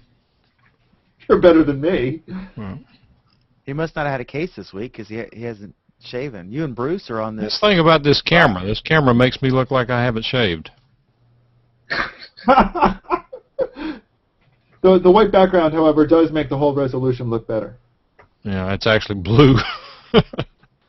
Well, okay, so your color balance is a bit off. Big deal. Yeah, I don't know. I haven't adjusted it since I took it down. But your face does look better. Yeah, I need all the help I can get. You guys are a trip. Did you hear about the Amazon supercomputer? I have not heard about that. Tell me. Yeah, I did. It's vaguely interesting. It runs at 10 petaflops per second in November 2011. Anyone can use it for $1,279 per hour or $11 million per year. Fujitsu's K computer costs around $10 million per year just for the power bill. Fujitsu's published specs also state that the K computer costs around $20 million to build, consists of 864 racks with 88,128 interconnected CPUs. Each processor in the K computer is linked to 16 gigabytes of RAM for a total of 1,377 terabytes. Get this, which requires 9.89 megawatts of power, which is about the same as 10,000 suburban homes. How many racks is it again? How many what? Racks? 864. Think about that. 19-inch floor racks. What's really interesting when you think about these is you watch how the companies are trying to make any changes they can to reduce power in these racks. So Iceland right now is a booming data environment. Because it's cold?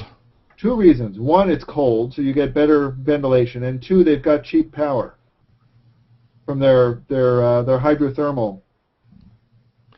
Well, who was it? Was YouTube a couple of years ago decided to build a farm up in Washington State or Oregon, and the key decision was reached because land was reasonably priced and it was close to a power generation facility, so they would not have all the IR losses in distributing the power to the facility. Yep.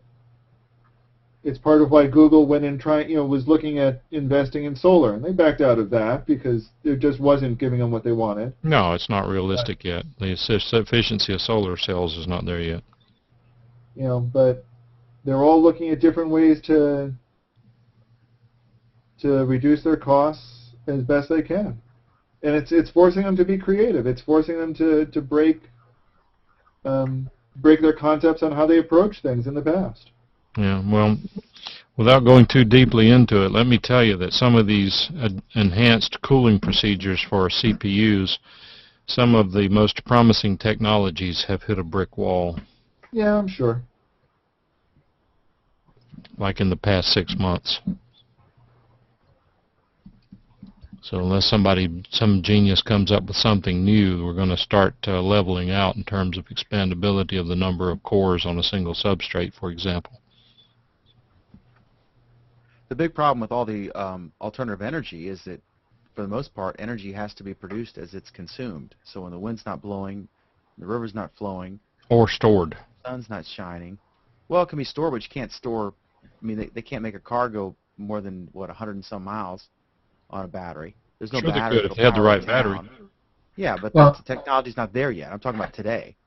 Yeah, I mean, You have to burn something somewhere. When you flip that light switch on, somewhere they're burning something to make it. Now, they can supplement it, and it's great. And there are certain places, certain countries and coasts where they can do lots of wind, and I'm for it. I mean, it's a national security issue. I don't like sending my money overseas to people who want to bomb us. But Like Canada. Bird choppers. bird choppers, yeah. Can't they make a big screen or something around those things? Apparently not. it's interesting because in the Great Lakes region, a lot of well, I don't know, but a lot of companies want to put wind farms out into, like 50 miles into the Great Lakes, and depending on where you live, certain areas are for it, and certain areas like Rochester and Buffalo and Syracuse, Western New York area, seemingly extremely against it. And I don't know where I'm going with that. They're very noisy, and infinitely more people have been killed working on wind generators than on nuclear in the United States. So.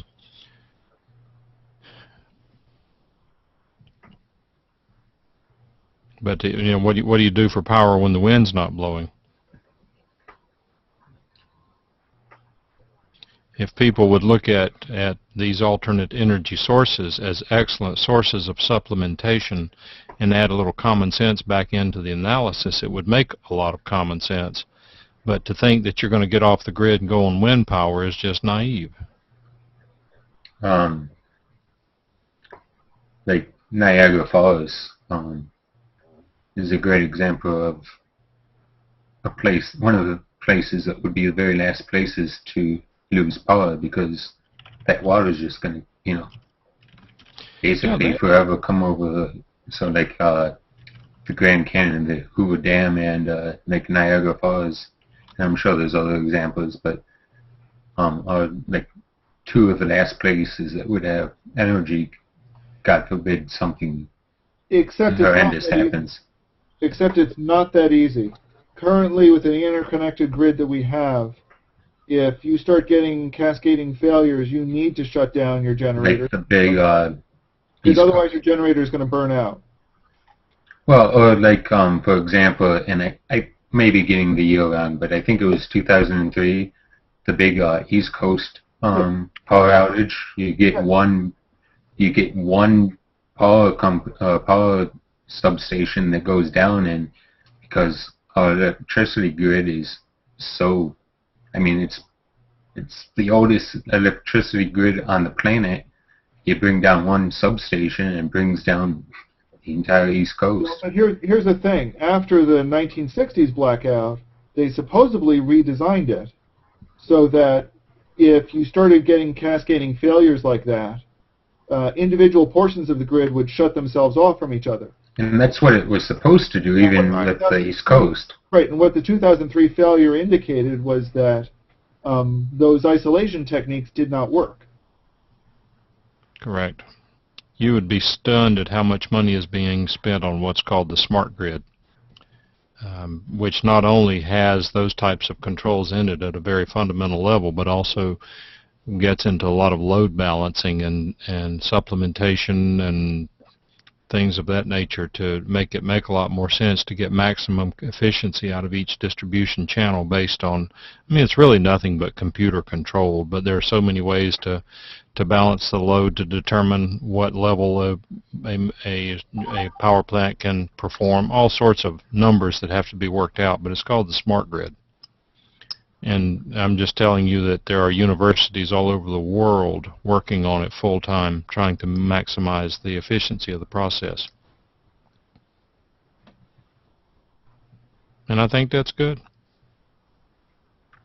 Well, they have to do it because, I mean, it's going to, at some point, it's going to, you know, the old system is just not going to... But here's the, you know, you say we've got the oldest grid.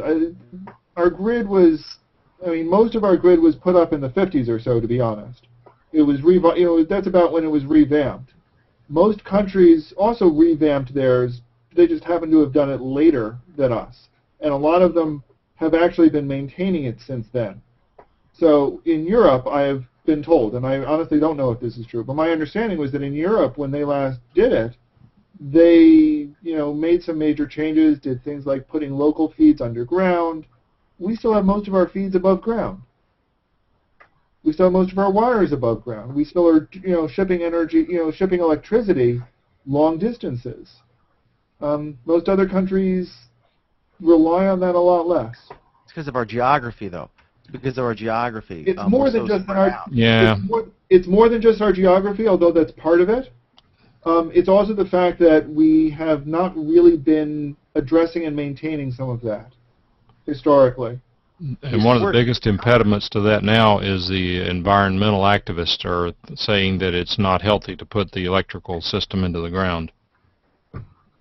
Well, and maybe that's the answer to my next question, but I've, for, you know, last like 5 or 10 years, I've been very curious as to why, you know, new housing tracts don't, you know, put in, you know, Cost. I guess newer electrical systems. Cost.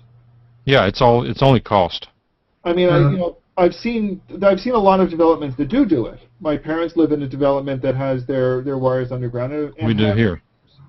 When I lived in Texas, there all of the feeds were underground. But for the most part, it's not done because of the cost. Because it's cheaper for them to deal with, you know, wires being taken down occasionally by a tree or a snowstorm or whatever, than it is to initially wire it up underground. And in places where you've got a lot of people having it above ground and the power gets taken out, more and more people are happy to rely on individual generators instead.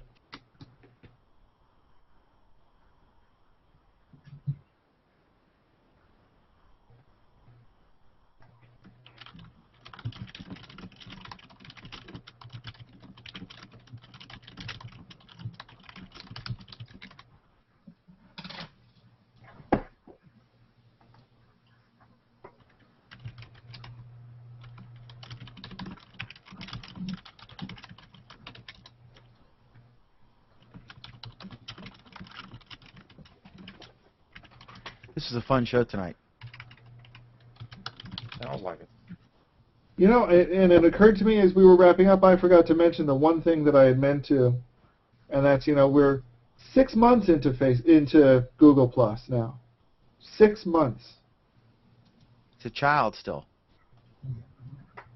You know, I went back and looked in at my takeout. I did a takeout on myself to go all the way back. June 29th. Amazing. Yeah, for some reason I thought that Google Plus launched in July, but... Well, the July 4th weekend was when pretty much they really started getting a big influx of people, and that's when it became more, you know, that's really when it grew. But it was really just at the end of June when they when all the news articles got written and you could start getting in by invite.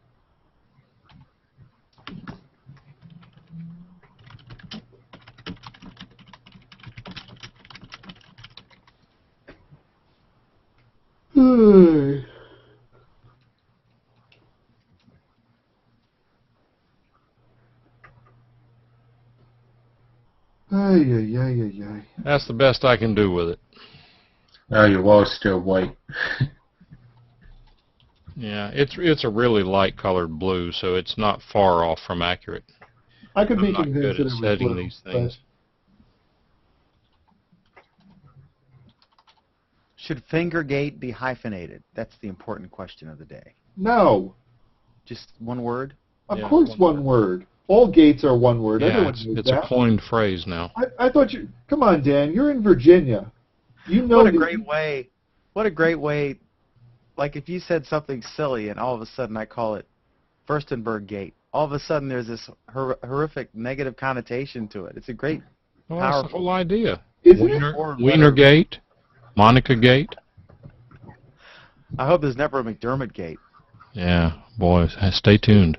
If I had that last name, I would change it as soon as I turned 18. Well, the Wiener, Yeah. obviously the irony was not lost. I mean, the guy's name Lost on nobody.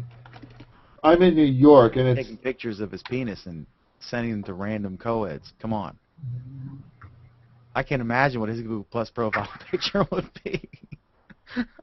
Okay. Oh my goodness gracious. That is an interesting topic. I mean, it's straight up like ratings grab, but it's a gray area. You know, where do you draw that line?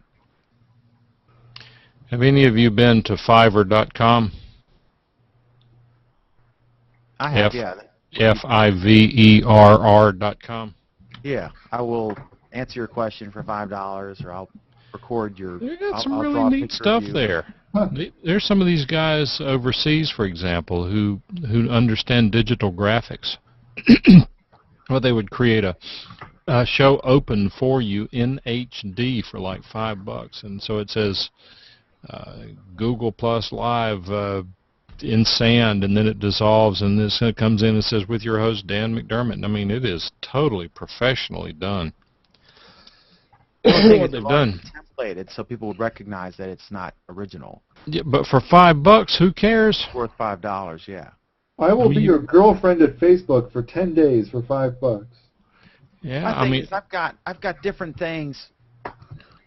I've got Vegas, and I've got these different templates and stuff, and my fear is that the longer you delay the actual content, that the Wadsworth constant, which was the meme, which some of you may not be aware of, but the notion that the first third or 3 minutes or 30 seconds or what have you of every YouTube video is crap.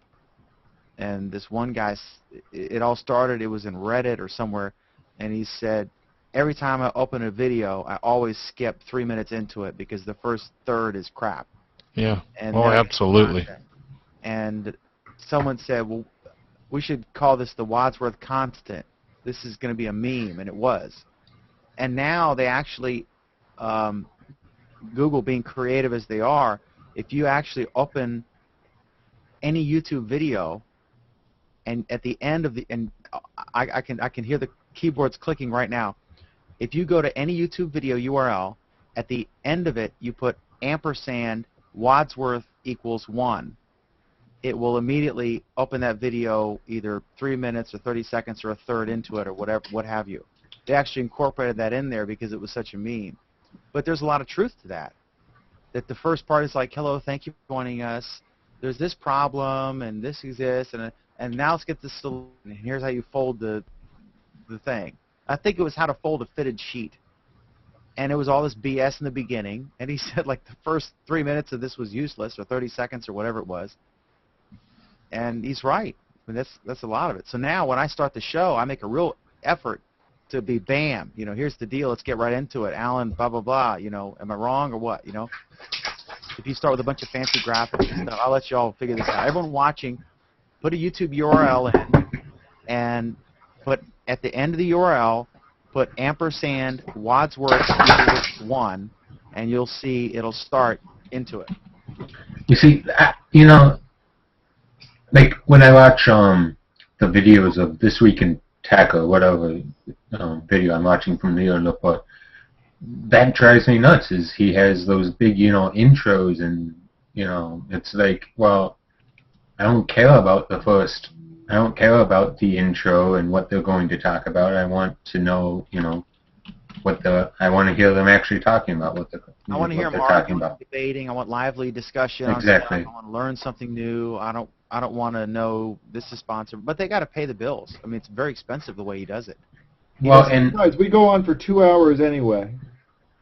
Well, and let's take it to something that's that doesn't have to do with money. Like, I watch seasons of TV shows, and watch like 2 or 3 episodes in a row, and you have to deal with the the intro of the TV show every time, and it's like, why don't they take the intros out of the DVDs? You see a lot of that, though, Anthony. You see some TV shows, they just straight up start. And now you'll say, like at the end of one news show, they'll say, and O'Reilly Factor begins, right now, and then bam, Well, they used to, like, end the show at 27 after, or 57, 58 after, and there'll be 2 minutes of commercials. Now they run the commercial, then they do their last minute, and then they end at the bottom of the top of the hour, and then the next show begins immediately, because they're cognizant of that. The diminishing attention span of the viewer. I mean, like, I watch Grey's Anatomy, and it's interesting because they had like a 30-second or 45-second or whatever intro that would hit after, you got the very first part of the show, and then you got the 45-second intro, and then you got the rest of the show, and then like a season and a half into the show, they switched to just a short, like 2 or 3 second title screen, and well, of course, it's cheaper. I mean, every second. Yeah, I mean, like, fantastically expensive. Like Star Trek, I'm a nut, right? I'm just started watching. I finished Next Generation for the 3rd time or something. Now I'm watching Deep Space Nine again, and from the beginning on Netflix, right? And so you've got this 90-second intro, which is cool the first 2 times, but then it's like, oh God, I just wind past all that. Well, I mean, like, look at The Simpsons. They have that long intro where they're going through the town and everything. Right, but The Simpsons... Well, wait a minute. Clever because they change parts of it every time. Right, but to my point, every once in a while, like every 6 episodes or whatever, that they want that extra 30 seconds. So the skip from the Blackboard and skip out everything except for where they get pull into the driveway so they can do the couch gag, so they can gain that 30 seconds for the show, because they want to extend the show by a measly 30 seconds, which is that's big huge money for them. Or sell 30 more seconds of advertising. Yeah, I mean, it's insane with the amount of advertising these shows have gotten. We, from time to time, will take a show and put it on the hard drive. I'll pull it up in my editing software, take out the commercials, and in a 1-hour show there will be 33 minutes of content. Right. I mean, I don't know what the value is this year, but the Super Bowl ads become more and more expensive every single year, and it's like, how are these companies justifying this money that they're spending on the Super Bowl? Well, but a lot of it, let me tell you though, a lot of it, that's what we were sort of talking about earlier. A lot of that Super Bowl business has to do with the fact that whoever buys those ads is getting red carpet treatment for the CEO to attend the Super Bowl game too. So he gets to bring his family to the game and to sit in the penthouse boxes and all this kind of stuff. So many times they'll spend company money for their personal benefit. And I mean, I think these Super Bowl ads, you could make a strong argument that they work. I mean, look at GoDaddy. They started doing Super Bowl ads, and I mean, first of all, let me preface this by saying that I think GoDaddy's Super Bowl ads are beyond stupid. But that aside, I've never seen one. Oh, they're just scandalous, and all that. Well, the whole company's scandalous. Right. I mean, that's basically what I'm saying is the marketing position or whatever is interesting, to say the least. But I definitely think these Super Bowl ads work. You know, they're worth the money, but they're still absurdly expensive. I see Audio-Technica has released a series of turntables.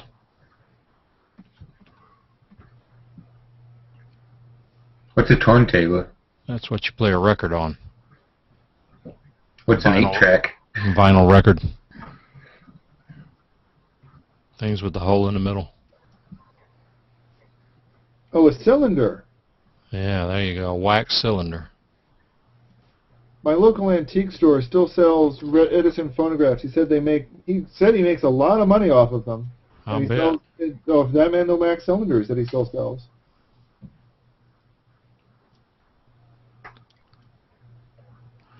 Here's where on Fiverr you can get, I'll give you the method to make 1,000 a day or more. Just click here. Let me click that one. It's really simple. You just need to get 200 people a day clicking on a message that says, I'll tell you for $5 how to make $1,000 a day. Let's see how many he has in the... Dumbasses are probably doing it. Did you just ask what is a turntable? You'd never heard the term? No, I was being facetious. Oh, I was like, oh my God, we're old. Not that old. Anthony doesn't know what a turntable is. That's why I threw in the what's an 8-track after that. I wanted to make sure that you guys knew I wasn't. That was a funny picture that was a mini meme on Plus. They showed the save icon, which is a floppy disk, and it said, millions of kids click this every day and have no idea what the hell it is. That's true. They've never seen a 1.44 megabyte floppy diskette or whatever. I got a bunch of those I need to probably see if they'll still read and copy the data off of them. I was supposed to get a lot of archiving done over Christmas. I got none done. I hit roadblocks every way I turned. But I'm going to archive all of my reel-to-reel tapes, cassette tapes, and videotapes because tape is toast. The thing that's good about tape, though, like if you have I had a Sony DSR PD-170, which was just a legendary camera. And the newer ones, where is it? I just had it up.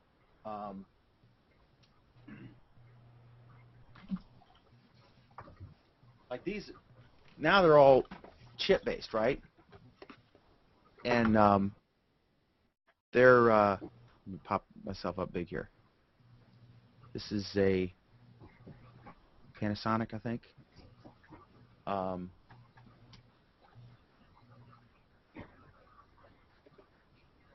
I'll go ahead and tape the Hangout. But the big ones, it's all chip. But the problem is, like, where do you store it, right? The chips are still expensive, and but the old tape ones, you buy a tape pretty dirt cheap. You can go to Costco and buy a 10-pack of mini DV or DV cam if it was pro level, and you could just keep that tape and stick it somewhere and not have to worry about it and not have to store stuff everywhere. Well, what? But now you run out of hard drive space, and of course that's expensive now. Not nearly as expensive as it was. Yeah, but it's getting expensive again. Yeah, because the flooding. Yeah, but that's supposed to start reversing in February and March, contrary to earlier predictions. Is that what they're estimating now? Okay. Yeah. They don't know. It's still, they're dirt cheap. I mean, if you have more in 5 years, even now at their high prices, it's... What, I heard that the floods are only affecting the 2.5-inch drives anyway. And it's probably like gasoline, where it's a scam, and they just use it to price up even if they're not affected. Damn capitalists. George Bush. WMDs. There you go. I'm going to call it a night, guys. I don't know why. All right. Have a good one, Alan. Dan, it has been a pleasure as always. It was a good show tonight. It really was? Processing now. It's done uploading, and it's got 14 minutes to process, and then however long after that.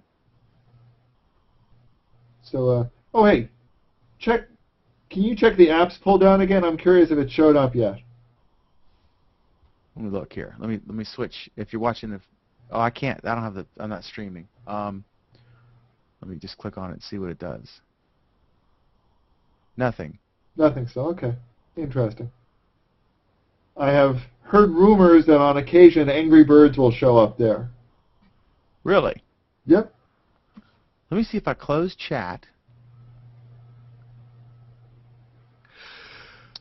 I am still streaming. I'm mistaken here. Let me see.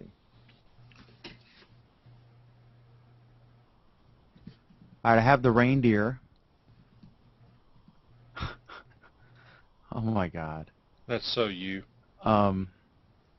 Definitely me. But the apps, yeah, if I click on apps, I just get a blank screen. Okay. Very interesting. If I click on screen share, it's going to allow me to choose things. Yep. No, that's fine. Yeah, That makes sense. apps, it's not working, at least on my thing. Okay. You shared, you invited me or shared something with me, right? So I should have had it. Supposedly, you are permitted to to 2 of the apps that I developed. So. What do you develop apps for, Alan? What do I develop apps for? A whole bunch of things. I have a bunch of different clients. None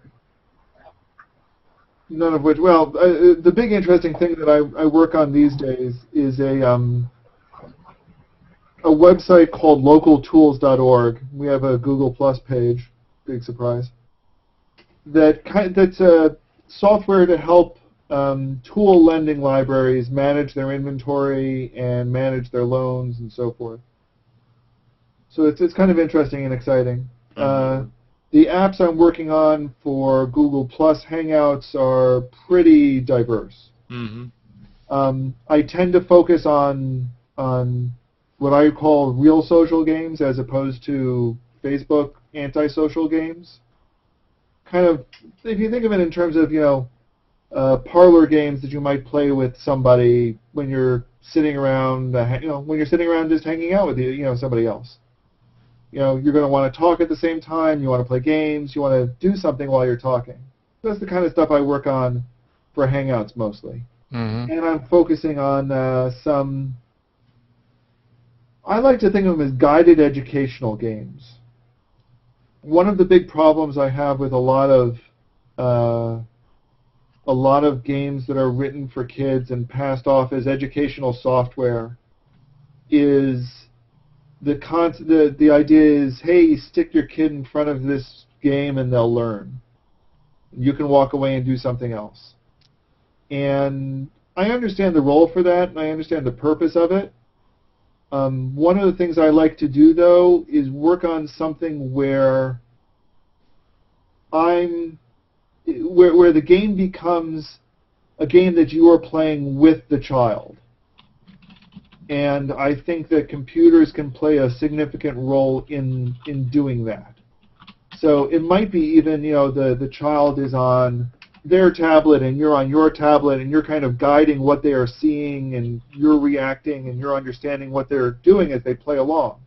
And there's automated parts to it, but the adult and the child are playing together. And that's important to me. And in Hangouts, I see the same sort of thing. You've got this image of me, and the child might be doing something, might be manipulating that image in some way, but I'm also controlling what they're seeing and how they're seeing it and eliciting a response from them. So if you're teaching counting, for example, you might control how many things are put up on the screen, and you might control what those things are, and then you can prompt the child, what do you see? How many alligators do you see? That sort of thing. What color are the alligators? What direction are they facing? Are they facing left or right? So that's the kind of stuff I'm working on in Hangouts right now. And I've got ideas for businesses and potential monetization. What was that? Are you doing that for grins or for monetization? Both. Typically, would you try to develop an app that you could sell or advertise on or sell the app to a company to do with whatever? I don't know right now because I don't know what Google is going to let me do when it comes to Hangout apps. So right now I'm mostly just trying to, I kind of think they've kind of implied that there is going to be an app store. So what I'm currently doing is kind of saying, well, okay, for some of the games that I'm developing, I'm going to need intro-level games so my name gets out there and people will recognize me and so I can, get my feet wet. And I'm going to need some that will work well with having an advertisement show up. And maybe I'm going to want some that have a free intro level, and if you or somebody in the Hangout is willing to pay for the advanced version, you get something else. But that starts getting into, well, does everyone need to buy it? Does one person need to buy it? What does that mean? So I don't know. I'm wrestling with all of that, and the educational stuff is personal for me. It's kind of interesting at this point because I think that in many ways we're sort of going through a tech bubble like we did back in '99. Yeah. There are just an awful lot of applications out there that are happening. But I think things are different this year. I think that there are so many applications out there, I know I'm getting to the point of burnout. There's no way I can, Dan, this is great, that's great. Eileen, this is great, you need to try that. And Vance Willis says, man, this is the greatest app. There's not enough hours in the day to go even look at them. No. I think the twist with something like Hangouts and real social apps is that, well, it's the same sort of thing. If you're going and spending time with somebody else, group of other people, whatever, what do you do with them? Sometimes you'll sit around, sometimes you'll watch a movie, sometimes you'll play a game. That sometimes you'll play a game part is something that's not well tapped into right now. You do see a lot of, the social games that are out there are big, elaborate things. It's you get on your Xbox 360 console and you meet up with your 4 buddies and you go on a big quest. Alan, this is about democratization, and he's so right, because like someone mentioned to me, like Currents, the website Fark, F-A-R-K, and Newser. And I was like, man, those are all great things, and I've used them in the past, and I had simply forgotten, or not, but I hadn't thought about them because there's so much competition because it's really democratic. Well, right. It's any 17-year-old kid could write an app if he's real smart, or she is, and become a thing. And I mean, it's all this competition. It's like, and it's. A lot of good quality stuff is out there. There's a lot of garbage out there, but there's a lot of good quality stuff. And the way that the machines are built, the app stores, where you can, with ratings and number of downloads and stuff, stuff that's good rises to the top. It's really a big revolution and evolutionary. Here's the thing. Here's where social gets into different, and here's where Hangouts get to do something different. And here's where I meant to go, and I apologize. It used to be, someone would say, "Hey, check out this game." And you'd have to go on your time and check out the game. Whereas in something like Hangouts, they're hanging out with you and they're saying, hey, I'm in the middle of using this program right now. Let me show it to you right now. So it changes from a forcing you to go take action on your own to presenting it to you. And you get the demo right there. And you can immediately judge whether it's something you're interested in taking to the next person and saying, hey, look what I found. That's one thing, as they take the Hangouts on air that are recorded and make it really easy for people to have a multi-user video conference, as they make that mainstream, then people will be able to do like product demos. Yep. And put them on YouTube, and that's only going to serve to promote Google Plus as as a tool to folks. Like if Betty Crocker or Martha Stewart does a how to here's the thing, Dan. 8 people. Betty Crocker and Martha Stewart can do that now. What's going to happen when anybody on Etsy can do it? Anybody on what? ETSY, Etsy. ETSY.com. Go look at them. Basically, it's a place where people who make stuff can sell it. See, this is another cool thing that I've See, there you go. I mean, you can't know it all. I mean, it's just it's You can't. information overload, and it's can't. great though. It's great. You can't. But look at what just happened. I just said, in even better, I would bring up Etsy myself, and it would show up instead of my image, and I'd show you what it was about it that I liked. Or if I had a store on Etsy, I see a bunch of obviously female geared products. it's mostly women who make the stuff, but it's not entirely so. That's cool. I'm just saying. I mean, it's. I mean, you want to. I don't know if I'm going to be able to find it quickly. Search for a USB typewriter. Are you serious? Yes.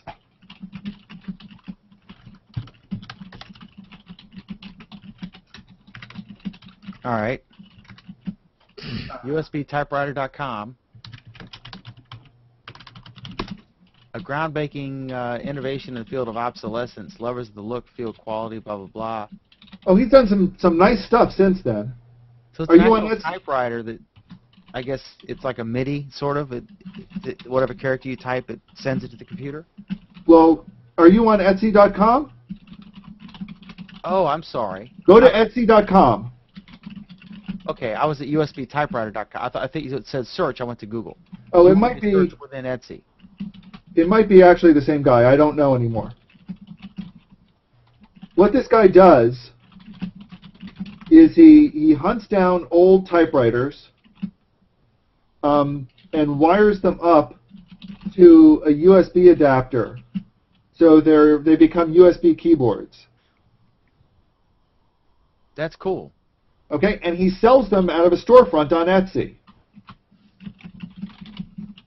Etsy is for people who make stuff. It's mostly for people who make stuff and who want to sell the stuff they make. Yeah, it's like 800, 700, yeah, about 800 bucks, Yeah. 900 bucks tops. $700 to $900. And he sells you the kit. So if you want to do it yourself and you're smart enough to know how, you can get the kit. What a bizarre ass thing. Okay, Etsy is filled with bizarre ass things. I mean, random. What if Now, we you took want- your old Royal typewriter, I mean, straight out of Andy Rooney, and interfaced it?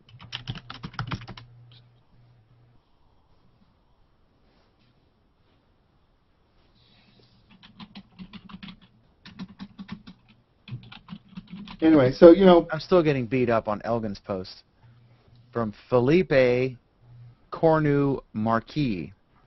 Dan McDermott, my granny would have congratulated him for having the balls to stand up by a controversial opinion. She profoundly despised any kind of wishy-washy, hypocritical political correctness. what controversial opinion? Oh, Oh, okay. Siegler. So we're on I that love one. his creative putting the G Plus logo over his middle finger. The guy is good. He's funny. That's funny. And they've let it stand, I guess, right? They have no grounds to take it down now. Well, now I don't know if it was like some low-level person or if Vic. Of course, it's a low-level person. I missed the whole story. What's the short story on that? Alan, go ahead. Guy has this. Well, guy has this as his profile picture. M.G. Siegler from the TechCrunch Google writer. Google takes it down. Guy puts it back up. Google takes it down and tells him not to do it again. From where? Google Plus? Google Plus. Yeah, I'm Okay. sorry. His main profile picture, not a picture in his profile, but like this is Right. Mike Phillips. It's a middle finger. And so they deleted it. And then he's like, there's no notice or anything. It's just gone. My picture's missing, so I'll just upload it again. Knowing full well, like, okay, a story's brewing here, right?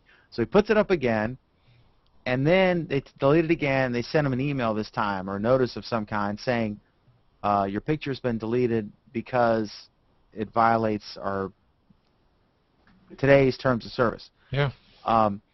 And then there was this big thing about, is that appropriate? And the basic argument is because that's his main profile picture, that's available in search results, even to non-users in Google, it's offensive to some number of people, so we don't think that's appropriate for your main profile picture. And then that brought up the whole thing, like where do you draw the line and the slippery slope and who decides. They can draw the line wherever they want to. It's their line. That's my point. I thought it was inappropriate, and that they were reasonable to say that as your main profile picture, you can't do that, or have a horse penis, or someone shooting himself in the head, or two children having sex, or well, I mean, I've said it before. There are two issues here. The first is, do they have a clear line, and the second is the line in the right place? Well, no, and I think maybe. yes, but you say no. Well, no, and well, I don't know. Is the line in the right place? I mean, come on. Well, it's the right place is where they want it to be. It's their line. Yeah. Okay. Yes, it's their line, and we can, and I will rapidly cede that they can do whatever they want. However, I could equally well argue that there are reasons why they should not put it in X place and instead should put it in Y place. Absolutely.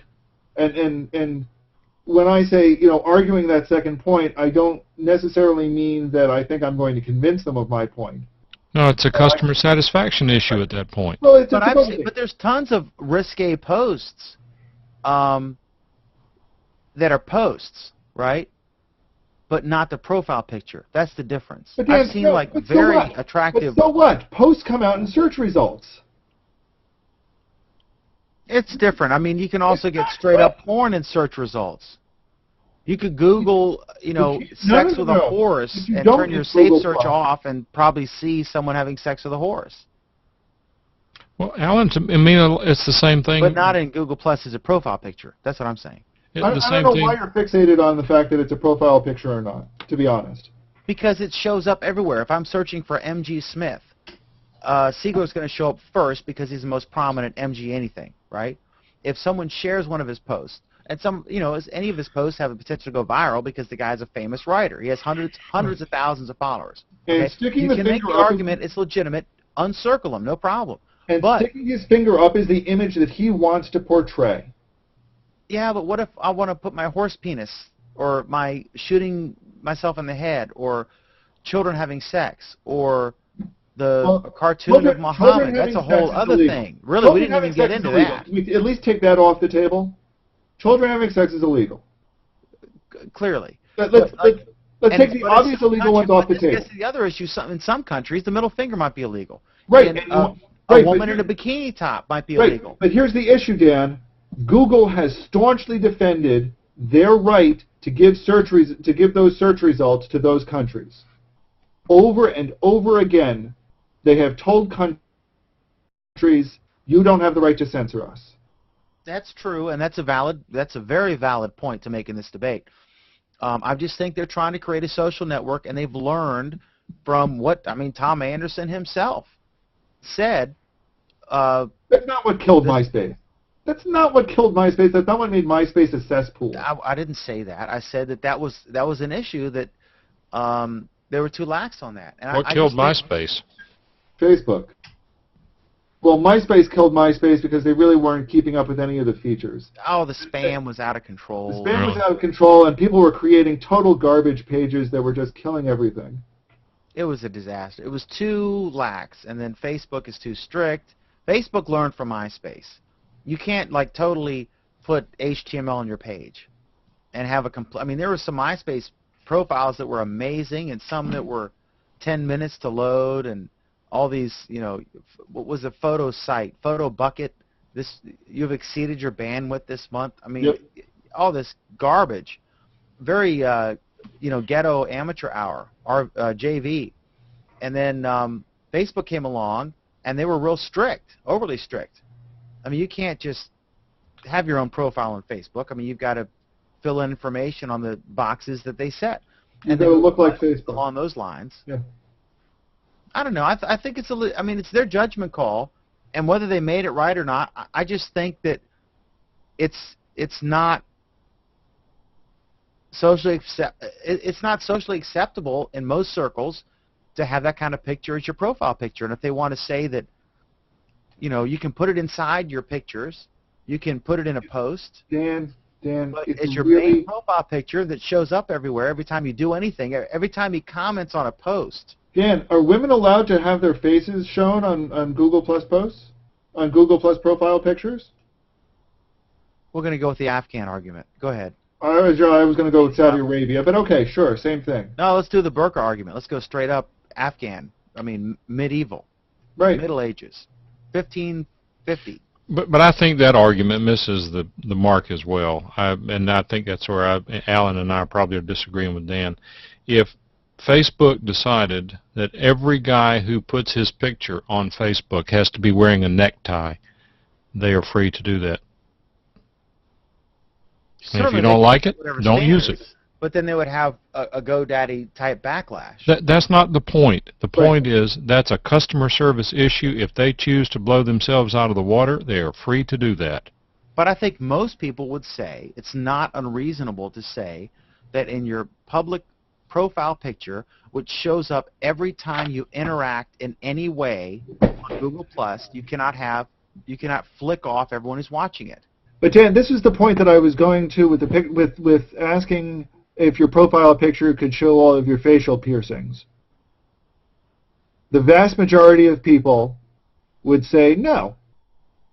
They don't want to see that sort of thing. Agree or disagree, the vast majority of people would probably say they really don't want to see that sort of thing. Facial piercings? Yeah. I don't think that should be kicked out. I mean, I don't think so either, but I also don't think the finger should be kicked out. Clearly, legal stuff, and I was out of line for suggesting that you would support that. That's off the. But right. Yeah, but this is generally is it generally offensive to most people? And most of the users are Americans, or Westerners. You know, there aren't too many Afghans and burqas using Google Plus. There aren't too many North Koreans. In most cases, it's Western type people. In most of the cultures, it's generally offensive. If I were to go up to you and stick my middle finger up at you, granted the context of the picture was humorous and a jovial moment. It wasn't like a assault type moment. But I could see them making that judgment call and saying that because that's the picture that shows up as a thumbnail every single time the person interacts, that's too much for that particular picture, but you could still have it in your collection of pictures. You can post it all you want. Okay, Dan, how about that represents you on our service? How about a profile picture of two guys holding hands? I wouldn't have any problem with that. I wouldn't have any problem with it either, but what is it? 53% of Americans would? That. Correct. I mean, but what's the stat? 53% of Americans would have a problem with that? It's irrelevant. Yeah, but I mean, I've learned to read. I mean, I don't care. But here's the thing. Why? There are some people who would be offended by seeing that picture. Yeah, but and it would be the majority of Americans who would be offended by seeing that picture. I don't know. You can assume that for sake of argument. The majority of Americans are the majority of Americans who are willing to go on record in a poll. That's different, yeah. They're two different things. And even in those cases, I don't know how many people are offended, although the question would be how many people would just prefer not to see it. Yeah, I mean, there's a big difference between a middle finger, which is viewed as an offensive assault gesture by most people, and, just something that you don't, I don't know. I mean, but this is why it's a legitimate issue. It's not just like, somebody wants hits on their page or more shares or ratings for their little webcast. This is a legitimate question. Where do you draw the line? And if you're going to say you can't use your middle finger, are you allowed to show a woman with a bikini top from waist up smiling? Because in Afghanistan, I mean, you might be stoned to death for all we know. They're getting ready to execute a woman for having an extramarital affair in Iran, and they're deciding whether they should stone her or hang her because she had sex. I mean, my God, these people are in the Stone Age, and there is no set standard everywhere. There are No, all there- kinds of different cultural There things. isn't. There isn't a set standard. And this is precisely why Google shouldn't be trying to set one. But it's their business. I'm not saying it isn't. And I understand that, I understand that they have a right to. I understand that they can.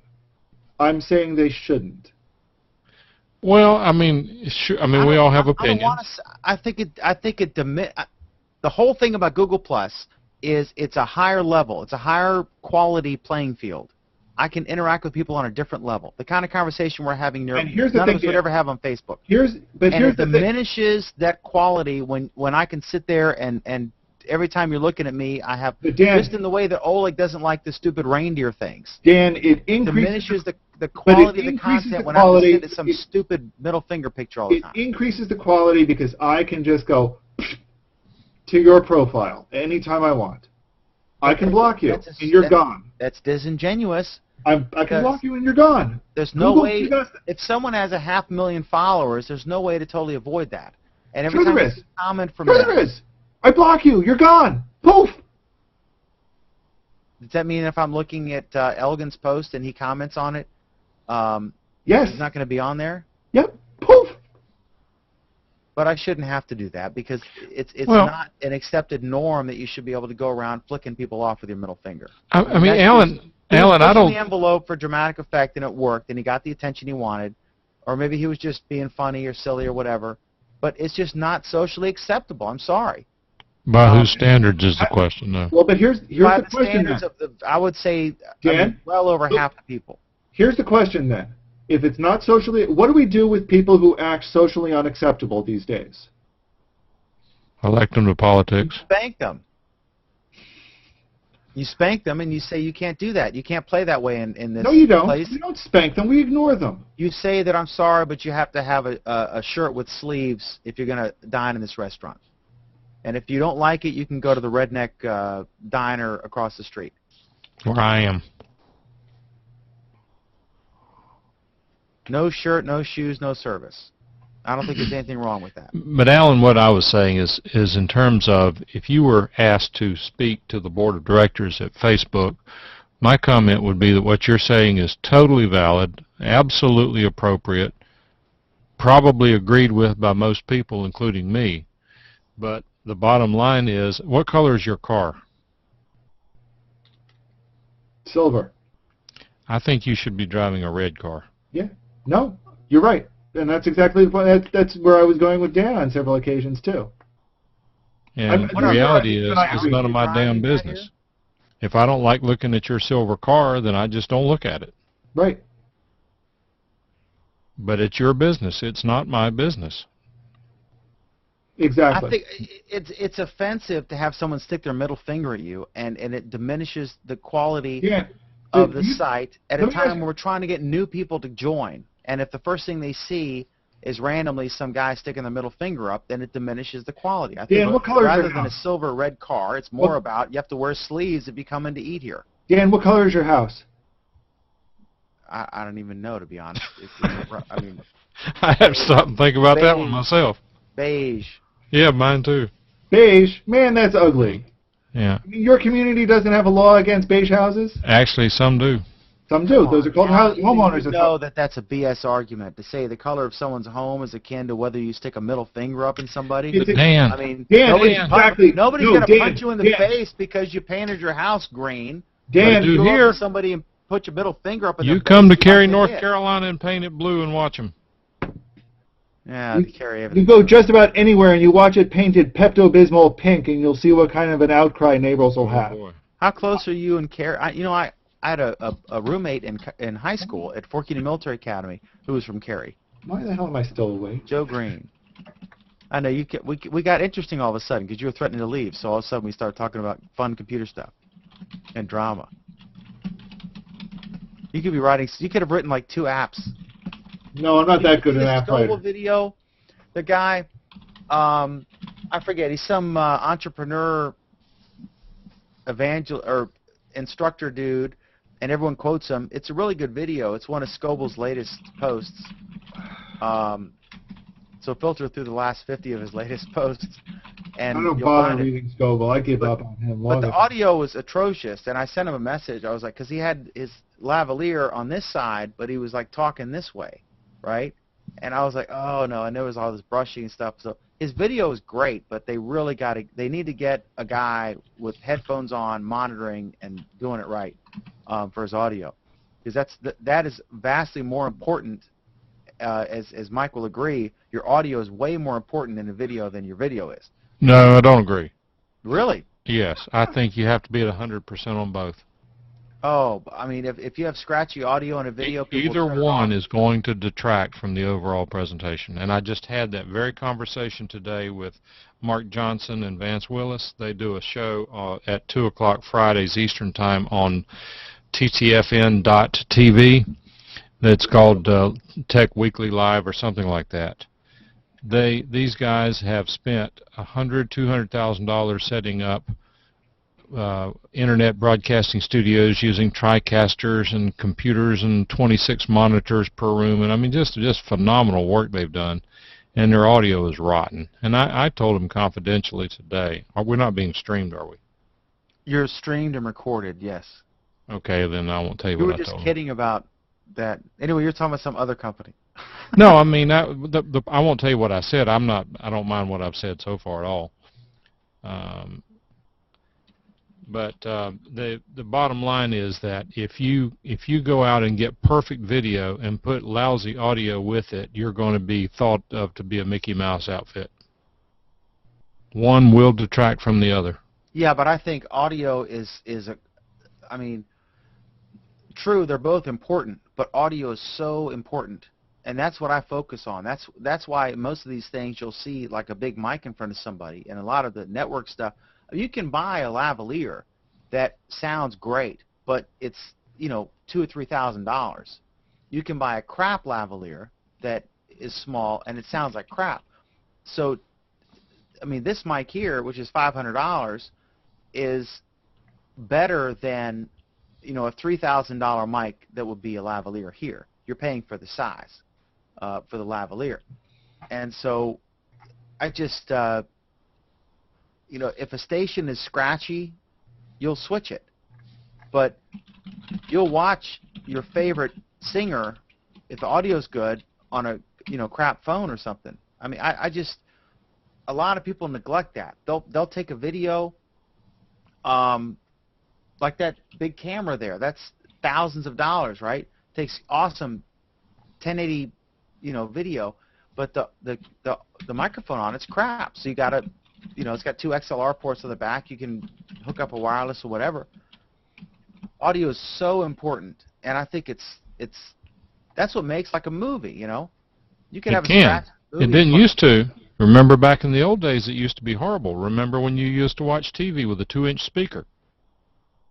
And it's only been in the last 20 years that audio with video has become crucial. And I agree with you that now the audio, the requirement for quality audio has become a requirement.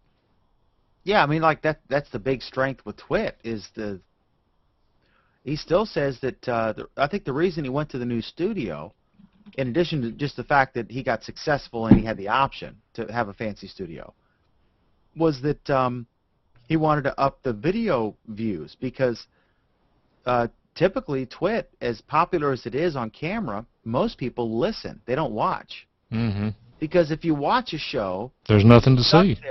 No, you're stuck there for 2 hours having to, stare at the screen. But if you can put it on your iPod or your MP3 player or what have you, then you could be jogging or walking or driving in the car playing it, and it's wallpaper. It's secondary. And also, the advertisers probably prefer the video because you're more attentive when you're watching a show than you would be listening to a show. So they're more attentive to the ads. It's like our show on Sunday morning that you haven't called into in quite a while. I humbly apologize. For anyone watching, that's Computers 2K Now. Computers2K Now.com. Yep. It's an awesome show. It runs Eastern Time from 9 to 12. Or thereabouts. Roughly. Or 9 to 3 or whatever, depending on when. Yeah. If I show up, it can run a little over.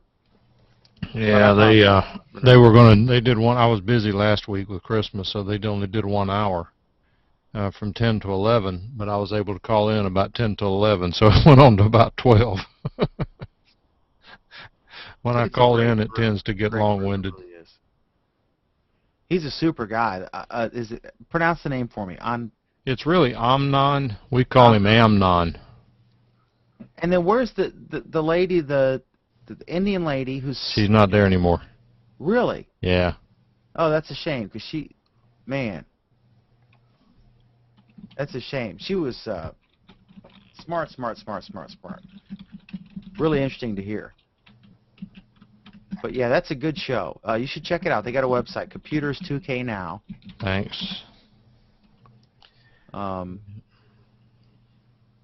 It's a lot. It's just a lot of fun. I mean, it's a bunch of old guys talking about technology. It's not like the Leo Laporte kind of technology thing. Are the shows archived so that people can watch previous episodes? Yeah, go to Computers 2K Now and click on Archives. Okay, cool. Yeah, they're all there. And part of the reason I do it is because I think it'll be neat when I'm gone for my kids to be able to go back and look at me doing this kind of stuff. Not that they'll give a rat's behind. So you just censored yourself there. Yeah. Reference to Google Plus censors. Yeah. Well, I don't want them. Against my buddy Alan there. What's going on in Bahrain? Is something going on? We should probably wrap this up pretty soon. But is there something going on? Any breaking news, guys? Well, I'll share this with you without telling you where it came from. A buddy of mine's son-in-law just got orders today to go to Bahrain. Do we even have I didn't even know we had a presence there. Well, you may not know that till now. We've broken all kinds of news tonight. Yeah, I tell you who does know. Gary Baumgarten knows. Oh, that's the what's his website? ReporterGary.com. ReporterGary.com. He's on the Pal Talk network. Yep. Really good guy. Yep. And he's on it. He's constant. He puts out interesting content, all day long. He's good. Are you on his email list? Of course, Dan, of course we have a presence in Bahrain. All of the headquarters for Commander United States Naval Forces Central Command. I didn't know, That's where CENTCOM is located these days. Okay, I'm an idiot. United States 5th Fleet is located there. I don't even know where Bahrain is. Let me punch it in the map. Obviously, I didn't know it either. I just had to look it up, but it occurs to me I'd totally forgotten that that's where CENTCOM Navy is. Oh, Oleg. Right, what did he do now? This is limited. I can't say it. That map is not very good. Oh, I'm not going to read it because it was limited, but Oleg is a buddy, and thank you very much for that comment. And I got a nice comment. Isn't it been wonderful to, like, the three of us and Oleg and everybody else meeting and becoming friends because of this wonderful free service from Google and able to look at each other in the eye and on this wonderful technology. And that's why I get angry when I see, like, can the Muppets save Google Plus? I just want to punch the guy in the face, because it's so stupid. This has just been a game changer. It's been a whole thing. We would have never met Oleg or Mike Phillips or Alan, you know what I mean? We never would have encountered each other, and we're stronger and richer and better for it. This is just so wonderful. It looks like it's an island in the middle of the Persian Gulf, slightly northwest of Qatar, or Qatar, however they pronounce it these days. I think it's Qatar. Like where your mind is, Mr. Don't Censor Anything. That was a joke. West of Saudi Arabia, if I'm reading this map correctly. But it's an island in the Persian Gulf. Okay, really, I'm calling it a night. Yeah, we are too, Alan. Priz, it was great. Yeah, guys, enjoyed it. Did I get you in trouble using your suit, your NIM? Nah. I don't want to get you busted with the Google powers that be. What can they do to me? That's it. Ban me for life. Ban your middle finger. Yeah, until you come back with a new email address. All right. Thanks, guys. I appreciate it. Have a good night, guys. Enjoyed it. It has been a pleasure working with you in 2011. I'll see you next year. See you next year. Yeah. Take care, Mike. Take care. All right. Good night. Thanks to everybody who watched. Appreciate it. Have fun. We'll see you next Friday, 8 p.m. Eastern Time, 5 p.m. Pacific, live. Just check my profile out, or thanks to Mike, danmcdermott.net. And you can get the Justin TV link and all that stuff. Have a good night. Behave yourselves.